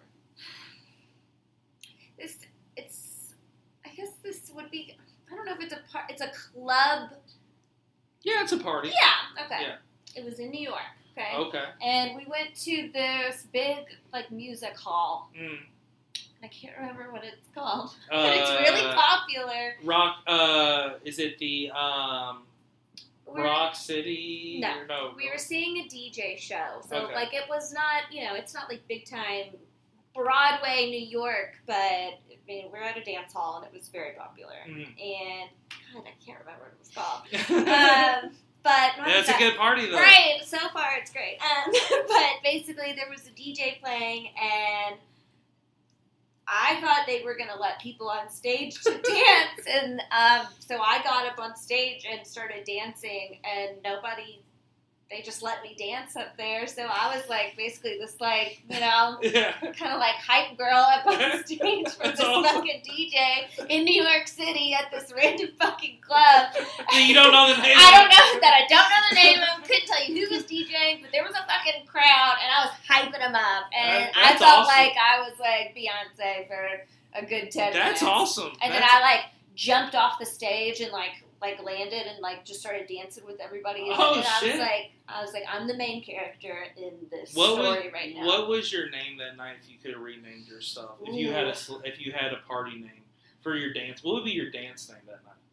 So I feel like my alter ego would be Victoria, because everyone, for some reason, Virginia is a really hard name to remember, so everyone calls me Victoria. All right, I'm going to call my boy on this podcast. So my boy, Sean Fogel, it is so fucking hilarious. This man will be like, yeah, I don't know, I think Victoria will be there, and or he'll be like, hey, what's up? Hey, what's been going on, Victoria? It's like, it's Virginia. Yeah. Like, that just cracks me up. But me and Trevor, no, we crack up because we'll just be like, it's Virginia, bro. And then he'll start like, oh, yeah, it's Virginia. Right, yeah. I mean, people I've known for years will still call me Victoria. Yeah. I've had clients that I've worked on, it's like, I've seen your face literally once a month for the last, 3 years, and you still call me Victoria. Mm-hmm. Like, I don't know if it's just a slip up of the brain, seeing Virginia. You remember Victoria Justice? Yeah. Yeah, she's pretty hot. Yeah, she's pretty hot. Super cute. But yeah, I mean, I feel like Victoria just has to be my alter ego, basically. I like that. Okay, which you're turning the bow. Okay. Quite a bit of topics. Let's see. Oh, this is a good one. Oh, it's a good one. Who killed John Benet Ramsey? Oh, okay. Let me give you my theory on let's John Benet Ramsey. Let's hear the theories. So with John Benet Ramsey, it's something that I think there's a lot of weird mysteries with it, but I'm gonna say something, and it's gonna probably blow the listener's mind. I know this is gonna be pretty controversial. I have met her. What? I have met not John Benet Ramsey. I have met this celebrity. I have an autograph of her. I've hugged her. She's super cool. You hugged her. We have had an interaction. Okay. I think she is John Benet Ramsey. What? And it is Katy Perry. I think Katy Perry is John Benet Ramsey. Fuck? Okay. I read some articles about how you got to think about this. Katy Perry started off they're trying to get her to singing, and Mal and act. She was doing the church choir Yeah, thing, she all was that a big stuff, church girl. gospel singing before she got into pop. I'm wondering if with John Benet Ramsey, you look how perfect Katy Perry's face is. You look at John Benet Ramsey. Maybe with the brunette, they switched it over, and they're trying to they're like, she's a star. We had to kill her off and name her. I don't know. Okay. But maybe that's a crazy theory, but I think she's Katy Perry. It's a little crazy. I'm going to say mine, which I think is a lot more relatable, which is I think the little brother accidentally killed her and then her parents covered it up. How do you think the little brother killed her? Ooh, I don't know. They were maybe playing and okay, I have a story. Me and my brother, we were playing on our swing set when we were younger. And we were going to play this game called skydiving. And he was like, tie this jump rope around your waist and jump off the play set. And I was like, okay. And so I did, and it was fine. And then I was like, let's do it again. He's like, okay, now tie this jump rope around your neck and jump off. And my mom came out and was like, don't do that. And so I could have died, just I don't know if my brother had ill intentions or not, but that happened. So they could have just been playing something If you stupid. haven't heard it here first, Virginia is John Benet Ramsey. I'm joking. No, but that is, I totally get it. No, you're right. You know what? That's definitely a lot better than mine. Thank you. Thank you for admitting that. And I think mine's a little off. But I just read that. But I also think I read that in National Enquiry. Maybe a National Enquirer had the article. I can't really remember. My great grandmother used to read National Enquirers, and she was the type too that had soap shaped like little seashells in the bathroom, and she had the doilies on her bring couch. that back. I know. We need seashells. Let's do that. Yeah, I think that's great. All right, so here's this one is a topic. Do you believe in conspiracy theories? Yes and no. Okay, why? Why are you 50-50? What? Some of them are just way too fucking ridiculous. Some of them, come on, you're silly. Some of them I have dived into a little YouTube rabbit hole. Yes. You know how it is. You get really stoned late at night, and you're just you just start clicking and going. And there's a few that I'm like, this could be. There's some validity behind There this. is some weird mysteries out there because there is some stuff out there that makes me wonder. I believe in them. I don't believe in every single one. Was that what the paper said? It just said conspiracy theories, if you agree. Did you write that one? Yeah. Weird. There's another one in here that deals with that. We're on the same link. We really are, man. No, that's why I thought you'd be a great guest. Yeah. I wanted to get to know you more, but I also felt like we'd be able to connect with these topics. Yeah, I hope we pull that one. That was a good one. Will. So, your turn. You'll go on that one. Okay.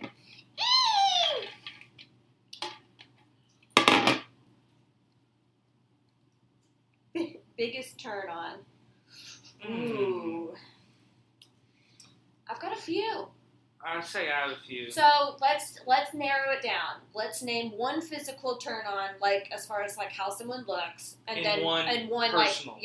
one. I like that. That's that's kind of what I think that topic was. I'd say for personal, my biggest personal turn on is it's sense of humor. Yeah. Hey, I mean, if you have no sense of humor, if you're dry, if you're gonna keep it you have to laugh. Boring, yeah. If you're not fun, it's just there's no point. Right. I can't continue getting to know you, get effort because it's if you don't have a sense of humor, you don't know how to read the person. Right. Are you okay? Yeah. No, I just don't think it's funny. It's everybody else is laughing. Right. Yeah. Well, you're not funny. Yeah, people like that I can't really have a conversation with. Mm-hmm.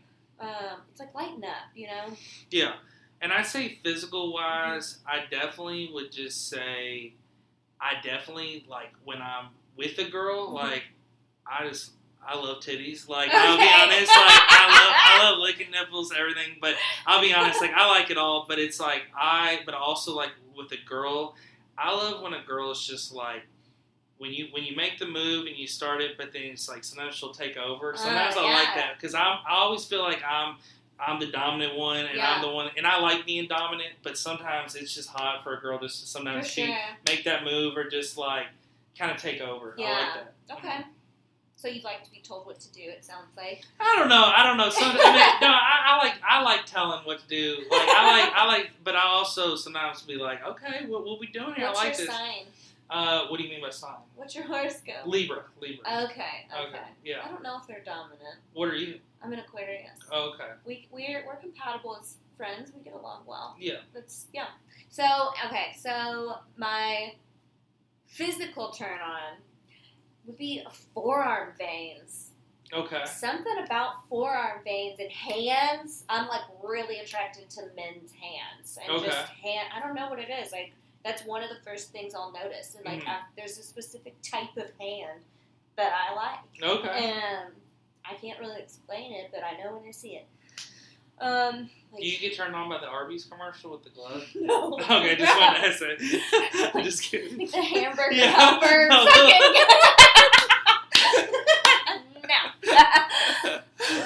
But maybe once you take the glove off. Take the glove off. Yeah. We got the meats. It's like lingerie for your hands. We got the meats over here. Yeah. Okay, and then personal turn on.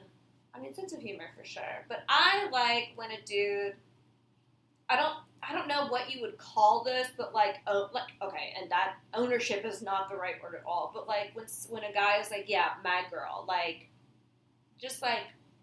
Not possessive, but showing, being proud of like, hey, that's my girl. I'm not afraid to tell people that kind of deal. I guess it is like a safety thing. Like you feel safe around them. Like they're gonna protect you. I don't know from what, but they're gonna protect you, and like they've got you. They've got your back. It's reassurance. Yeah. The thing about it that's so funny is guys and girls put on such a hard front exterior of they want to act like they don't need reassurance. Like a lot of dudes like, oh, I need to talk to her, or the chicks would be like, whatever. Like I just one night with. No. Yeah. Like, I need you to tell me. Yeah, you need to tell me. We need the how reassurance. How proud you are of me, that I'm your girl. Like, it's a reassurance. Love that. Yeah. It's important because it's the worst feeling sitting there having a mystery of like, what if? Or like how are you feeling? Right. Or like, did you enjoy that? Like, like I want to know. Like, if it was fucking awesome, you tell me it was awesome. Yeah. Like, if I just took you to dinner, I want to know. Don't be like, dinner's all right. Right. It's like show that. Yeah.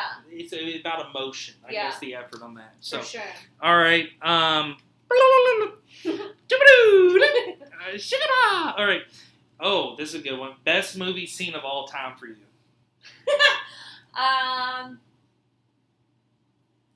Okay. I've got two. I have one. Several, but I have one two. that I know. Well, the 8 Mile rap battles are mine. Okay. That's the best movie scene of all time. When B Rabbit just murders. Shit, I've got a few. I love movies. What's your favorite movie? I can't pick a favorite. One of my favorite movies is Inglourious Bastards. That's a good one. That's a really good one. I love Quentin Tarantino movies. Mm-hmm. They're like gory, but Once sexy. Upon a Time in Hollywood was really good. Yeah, yeah. Okay, so the first scene that just immediately popped into my mind when you asked me this was, it's this movie called Wanderlust, and Paul Rudd is in it with Jennifer Aniston, and it's this scene where Paul Rudd is, I think he's prepping himself to have a threesome or something with Jennifer Aniston and somebody else maybe, and he's like looking in the mirror and he's trying to like pep talk himself, and he's like, he's like, would you like this dick? Oh yeah, that was a good one. I remember that. Yeah. He says, I forget what else he says, but he's like, hop up on this dick.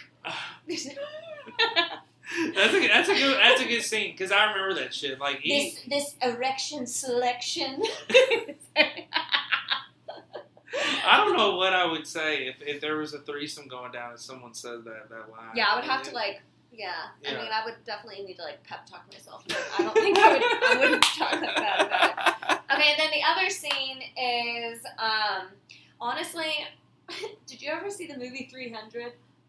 Oh, where it was like kicks him in the hole? Yeah. I am, what is it? Sparta! This is Sparta! Okay, wait, so the second I started saying 300, I take that back. Okay. So there's this movie called Cabin in the Woods, and it's a scary movie, and it's like a spoof on scary movies, basically. Cabin in the Woods. But Okay. At the very end, so basically they show you that it's this made up thing that like it's this team of people that like picks. It's basically like you're in this like virtual reality scary movie, and there's this team of like scientists that have been picking scary things for you to try to survive. So at the end, they've got this scene where all of the scary things just come out all at once and start like ripping up and like murdering all these scientists. And it's this like fucking gnarly scene, and like everybody dies, and it's all these like your worst nightmares of like basically every nightmare you could think of. Yeah. Killing these scientists, and like the complexity behind that movie. It's very underrated. Everyone should watch Cabin in the Woods because it's a very good movie. But that scene, I remember watching, being like, "Oh my god!" Cabin in the Woods sponsor my podcast. no, I like that. I like that. I like that. That's a good answer. Okay. All right, your turn. Wait, what's your scene?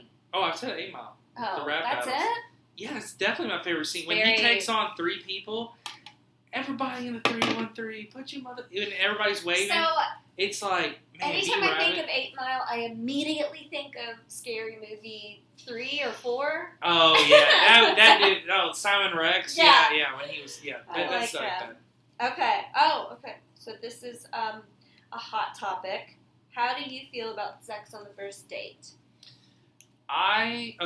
Here's the deal. I have had sex on the first date, and I've also not had sex on the first date. Right. But in my opinion about it, I'm 31 years old. Yeah. And I do like to mess with the older type female, but I also I'll hook up with young, whatever. I don't discriminate. But I feel like everyone has a different mentality.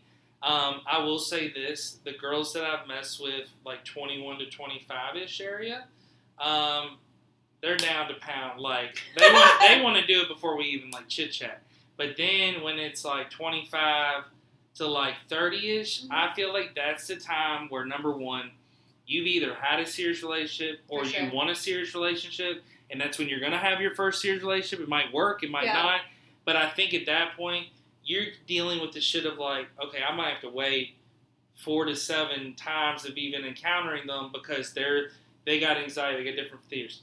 But my mentality now is this: at 31 years old, I've had sex. If you've had sex, if you're a virgin, I totally get it. But if you've had sex and you're like telling me, hey, I need to wait, I need to figure it. No, it's part of, I get it's an emotion, there's an emotion factor, but still, you should be able to have sex on the first date. Like, you should be comfortable. If you've had sex before, it shouldn't be that big of a deal. It's sex, and it's also, too, the thing about it, people don't realize, they want to say, oh, it's not all about sex. Bullshit. If the sex is bad, you're not going to want to be with that person. Honestly, and you're not going to want to continue and, with like, no one wants to admit that, but it is true. It's true. If you're not compatible sexually, you're not going to want to... But what starts any relationship, any encounter, any talking stage, any person that you date, you're attracted to them. That's the first thing. Yeah. You don't know anything about them, but you visually like what they look like. I mean, that's the first thing right off the bat.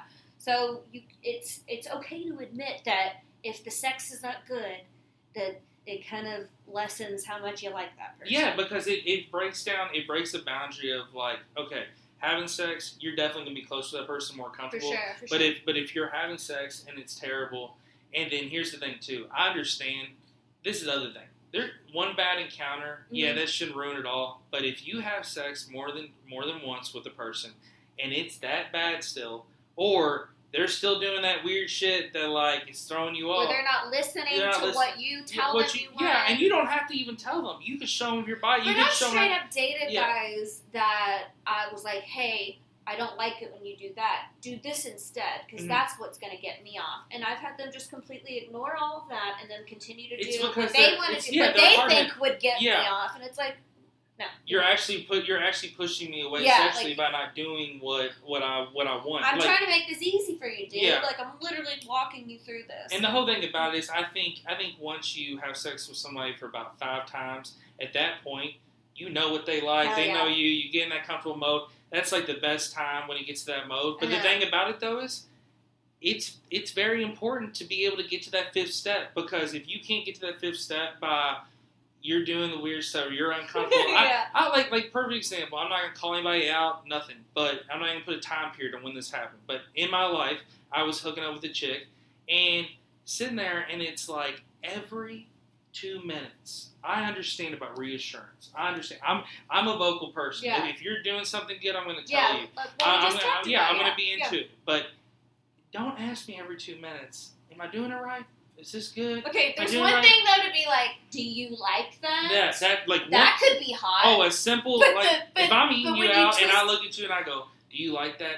That is a simple that's a question. But if I'm saying it every 2 minutes, do you like No, that? but there's also a difference between do you like that and am I doing this right? Yeah. Don't say that. That's gonna literally kill the whole moment. Do not say that. I messed with this chick. She was younger, and it was like when it was not too younger, but it was just like threw me off. And if you're unexperienced, that's another thing. But tell me. That's the biggest thing. But if you're you not experienced, be unexperienced and confident. Yeah, exactly. Be confident with it. Fake it until you make it. And you'll get to that level. And also too, it's like I'm not going to judge you if you're not experienced. I'm going to teach you exactly. So it's getting back to the main question at hand. I think sex on the first date is not a bad thing, and I think sometimes people are like, oh well, like I've had guys that I'm not really that serious about, and I've had sex with them on the first date, but I knew in that first date this is not going to go anywhere after this. Might as well get something out of it. Yeah. But then I've also slept with guys on the first date, and then the next time it's like, well, maybe I shouldn't have done that because now there's not much for him to look forward to, I guess, in a man's brain. And maybe then he sees that as like, oh, well, she sleeps around. Like, there's all these, like, double standards, whatever. So sometimes it works out. Sometimes it doesn't. I think, though, sex on the first date actually will also teach you if the second date you're hanging out and you've already had sex and the conversation's still going great and you're still having fun, at that point you know we've reached a mark where it's not just about that, but we know it's good. Yeah. That's the biggest thing. And when you know it's good, that's the thing that gets you most excited about anything. Like, if it's a good experience, but also, too... But I think men, and correct me if I'm wrong, I think men, though, need that you gotta, like, keep them guessing in a way. Like, they... I like the guessing, or don't pull out all the tricks on the first thing. Like, you can do your thing, we can do our thing, I'm still gonna be impressed. Like, you don't have to, do everything that first night. Exactly. But at the same time, though, it's like, it's a level of two. It's just like it's all about communication. But that's another thing though. If someone's not about sex on the first date, I'm not going to push that line, because the thing about it is if that's how they communicated to me. But if they're putting out the mixed signals of rubbing my leg or they're flirting me and then they're saying things and then you're like you try to make the move and they make it awkward. That's a turnoff. Like you got to. That's why it's all about conversation. Own about it. Be about communication, and also just say what you want in that factor. Okay. All right. Well, let's see really quick. It looks like we are down to the final 4 topics.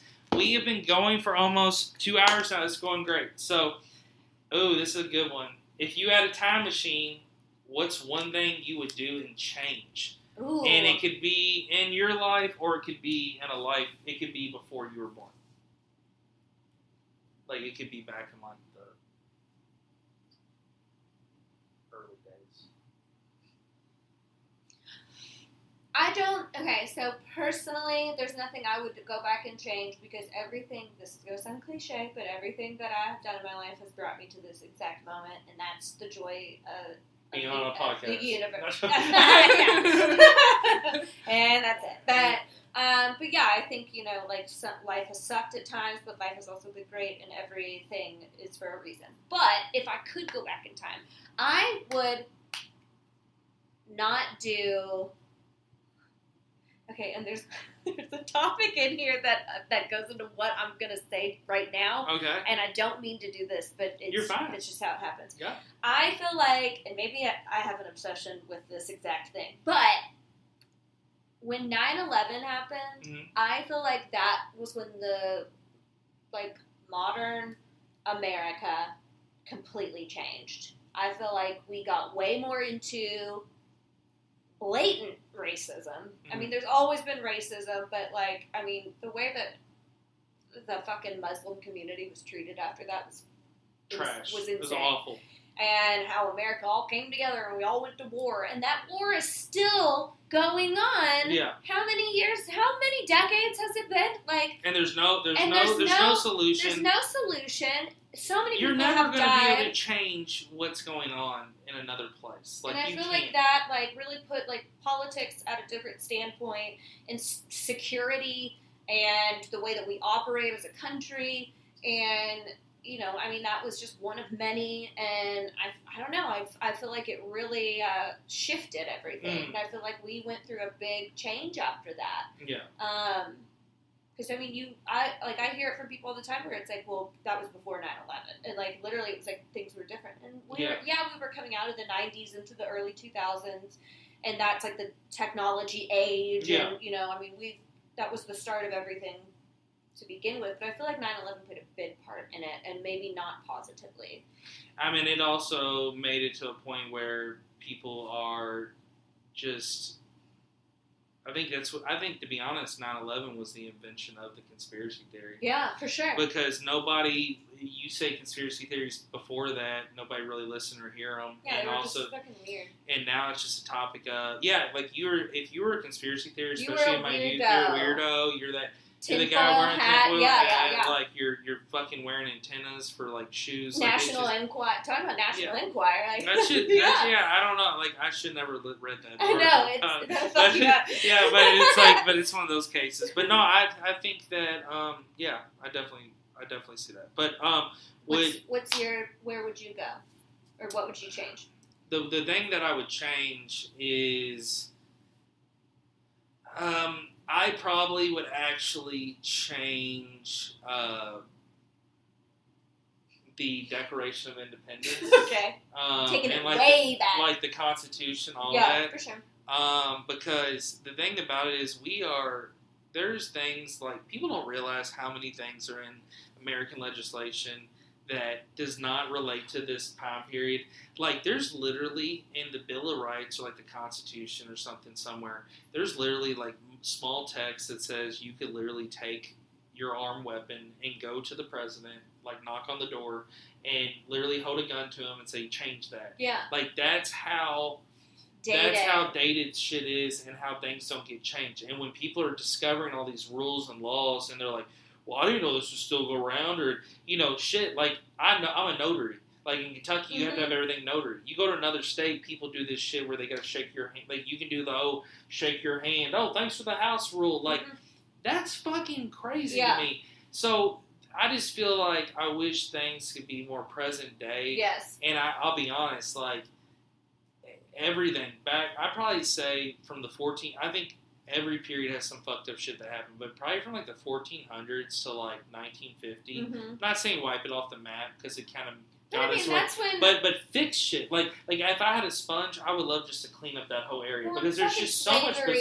Slavery that's something that I would end. That was the biggest part of it. Yeah, I would end that. And just like you said, dated fucking rules. I mean, people were psychologically, like, you think about it, people are psychologically crazy now, but we're so civil. Like, you and I right now are sitting on a couch, recording on a computer. Right. We have an iPhone filming us. We literally are drinking drinks out of a can. And the thing about it is that 200, 300 years ago, fucking people were like people were impaling people. Like, on poles. Like, literally putting people on a pole and letting their body, like, torturing. Some of the torture devices are unheard of. And it's like, they're what motivate movies to this day. So it's just really fucked. Like, I'll be honest, like, this earth and world has seen some truly fucked shit. Well, people are the worst. People literally are the worst. Like, we suck. Like, we're also very judgy. Yes. Like, we are so... We're also very entitled. A lot of, like, what brought racism on, and what brought, like, even, like, the fucking witch trials would be, like, entitlement, and how someone is like, well, what I think is more believable than what you're saying. Yes. And I'm right and you're wrong, so I'm going to kill you. Like, which is, I think it's just also, too, it's like, people are prudes, too. Yeah, they are. Like, people, like, the thing about it is, it really bothers me, like, I remember, like, growing up, and there'd be certain my friends that like have moms that would maybe make a comment because I was doing this or going that, and like then I'd hear my mom go, "Oh, she's just a prude bitch" or something. It's like the thing about it is it's true. Like the people are too prudish, and I think it's got people killed over the years. Yeah. Sexuality has been affected. Oh my God, yeah. I mean everything, and it's not just an attack on. It's not like I'm not like attacking religion. I'm just attacking prude. Like, people have to wake up and realize we are fucking human beings, and we're not going to be perfect. Well, like, we're done suppressing things that that some people might think are bad. Like, we're not going to suppress those things anymore. Being old school is cool sometimes, but then sometimes it's like, wake the fuck up. Like, I love, like throw some old school jams on. That's cool. Sure. But when you're like, hey, I'm more of an old school type. That's fine. Yeah. At a mark. Like, how far old school you talking? Like, oh, you might have old school fashion. Right. That's cool. Sure. But you're saying that, like, that's not. We have gotten past that, and I'm so over people living in this reserved time. It's like people just have to embrace the way. But also, people just need to mind their own fucking business. Exactly. My biggest thing I'll ever say is this. My biggest thing I'll say to the fucking human race, if anyone's listening, stay the fuck out of people's bedrooms. Stay in your lane. Mind your business. If the person's not fucking you, if you're not fucking them, if you're not watching, get the fuck out. Like, you have no, like, I'm seriously, like, if you're watching and you want to make a critique, that's fine. But if you hear that Larry and Andy, your two neighbors, are butt fucking in the living room, hey, guess what? Fuck off. Yeah. Go fuck your wife. That has nothing to do with you. Yeah, it has nothing to do with you. And exactly, it has nothing to do with you. And it's like, wake up. And so that's my biggest thing is that mind your own business, because at the end of the day, you just look like a dumbass. Right. And so it's just stupid. Okay, so we're down to 3 topics. Wait, who's next? Let's see what's next. Is that one? Is that one right there? I don't know. I'm not going to peek it. I'm just going to... I don't know. I didn't see it. It is one. No, it's one. It is one. I just wanted to make sure. What the fuck? Sea turtles. Okay.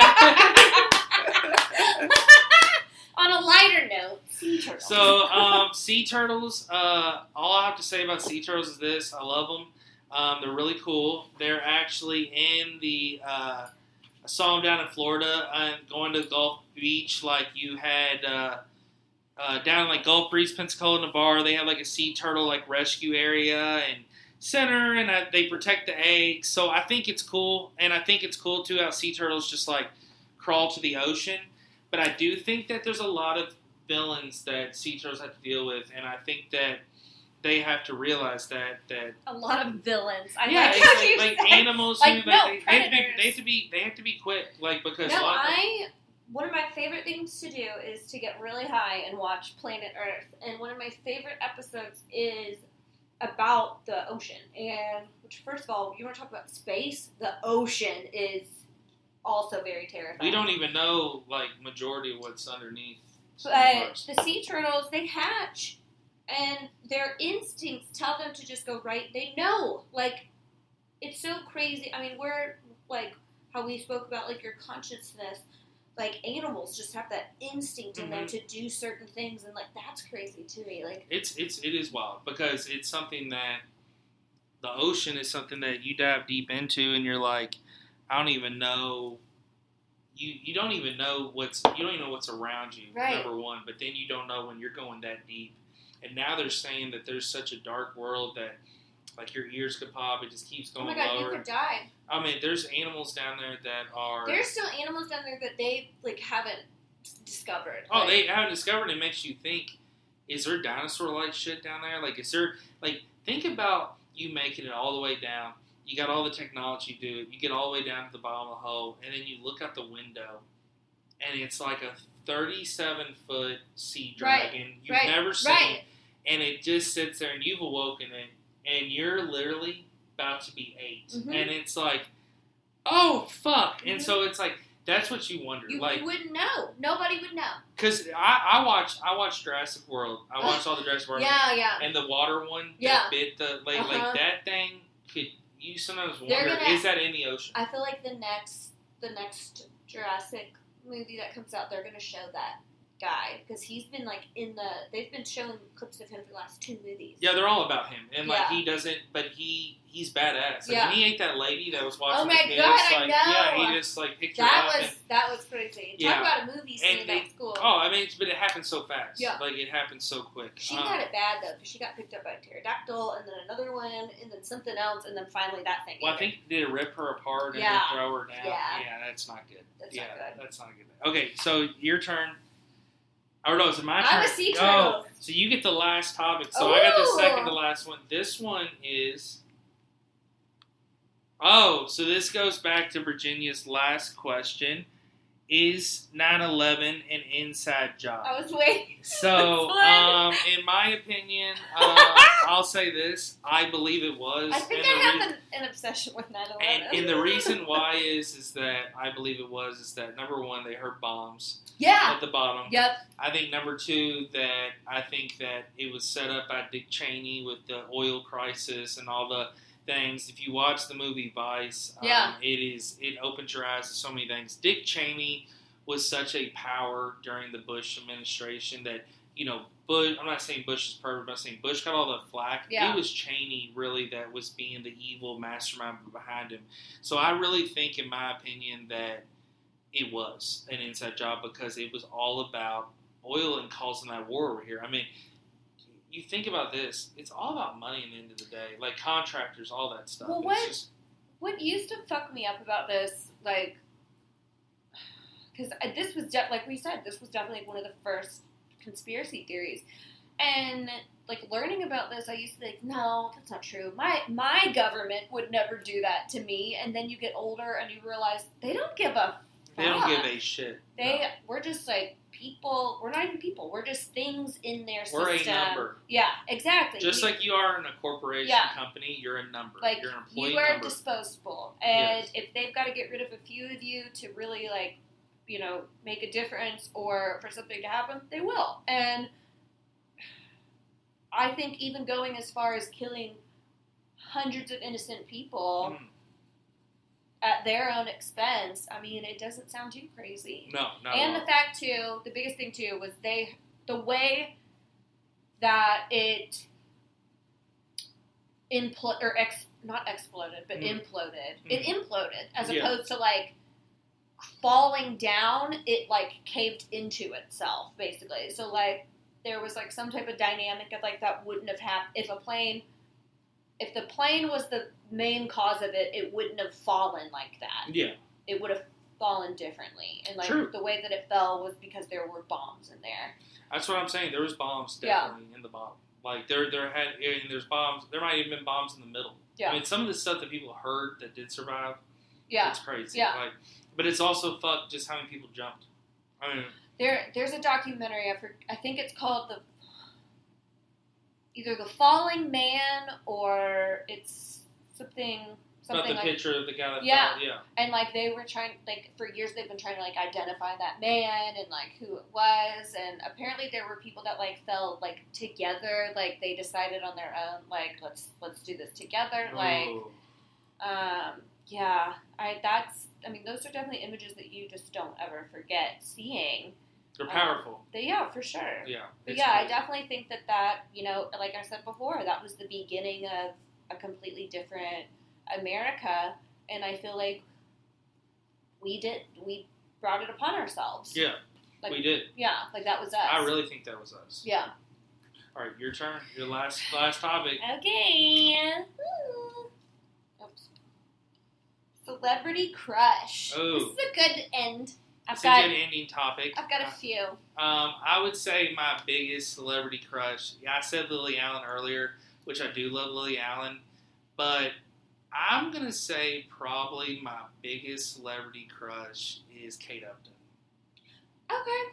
She's just something She's got about big tits too. I love big tits, but Yeah. I also like it all. But something about Kate Upton, she just gets me. And that's funny because Lily Allen and Kate Upton are two completely different. Two different body types, Yeah. two different complete. So that's what I'm saying. I like variety. Mm-hmm. I'm cool with her, but I'd say Kate is just something about her. She's hot. Okay. My number one celebrity crush. John Stamos. No. I Jake Gyllenhaal, 100%. He's got Okay. good forearms. Good veins. Yeah, good veins. He's got good veins. Something about him, man. I don't know. No, I feel I just imagine, like, gripping stuff. Jeff Goldblum, also. Oh, from Hotels.com. He could fucking get it any time of the day. We'd listen to jazz and be naked on a bearskin rug, and he would just show me a few things that I've never been shown before. Wow. And he'd be like, "Wow, Virginia, you're so mature for your age." And I'll be like, "I know." Would you ever show him? Would you ever make him watch Jurassic Park with you? I don't know. And like have him be the narrator In the leather pants, he would only if on he the wore rug? only if he wore like black leather pants on the rug. Then yeah, that. I feel like Jeff Goldblum is like a tanner version of Owen Wilson because like I can picture like Jeff Goldblum saying "Wow," Yeah, like his voice. and Owen Wilson's like "Wow," Yeah. and then Jeff Goldblum's like "Wow," Hotels.com. No, and then, Jeff Goldblum's like life finds a way. Yeah, life finds a way. No, now I'm talking more like Owen. Yeah, but no, yeah. I just feel like there's a similarity. But I could see that. I want to say this was an amazing episode. I had a blast. It felt so much fun. It was flowing. It felt so much fun. It did, and I feel like I've got to know you more. I feel like the we listeners. took our friendship level up a notch. Yes, after for sure, today. for sure. We have a lot in common. We do, and I just want to say thank you to all the listeners again. This is the longest episode I've ever done, but I'm excited. It just means that I'm continuing putting out great content. This was something different. I've been wanting to do something different. So thank you all. And Virginia, I want to thank you, and also plug where people can hit you up at. I am only available on Instagram. My handle is @VirginiaWearsBlack. Yeah, give me a follow. Okay, yeah. Shout out to Virginia. If you have any questions on anything we talked about, feedback, we both love fan mail. Again, you can see me at Vibing With Sleezy, the podcast, on Instagram, Facebook. You can find us on Apple Podcasts, Spotify. YouTube is working on it. Should be in April. But keep listening, keep supporting, keep downloading. And Virginia will definitely be back. And if you love this episode, wait till the next one. Peace.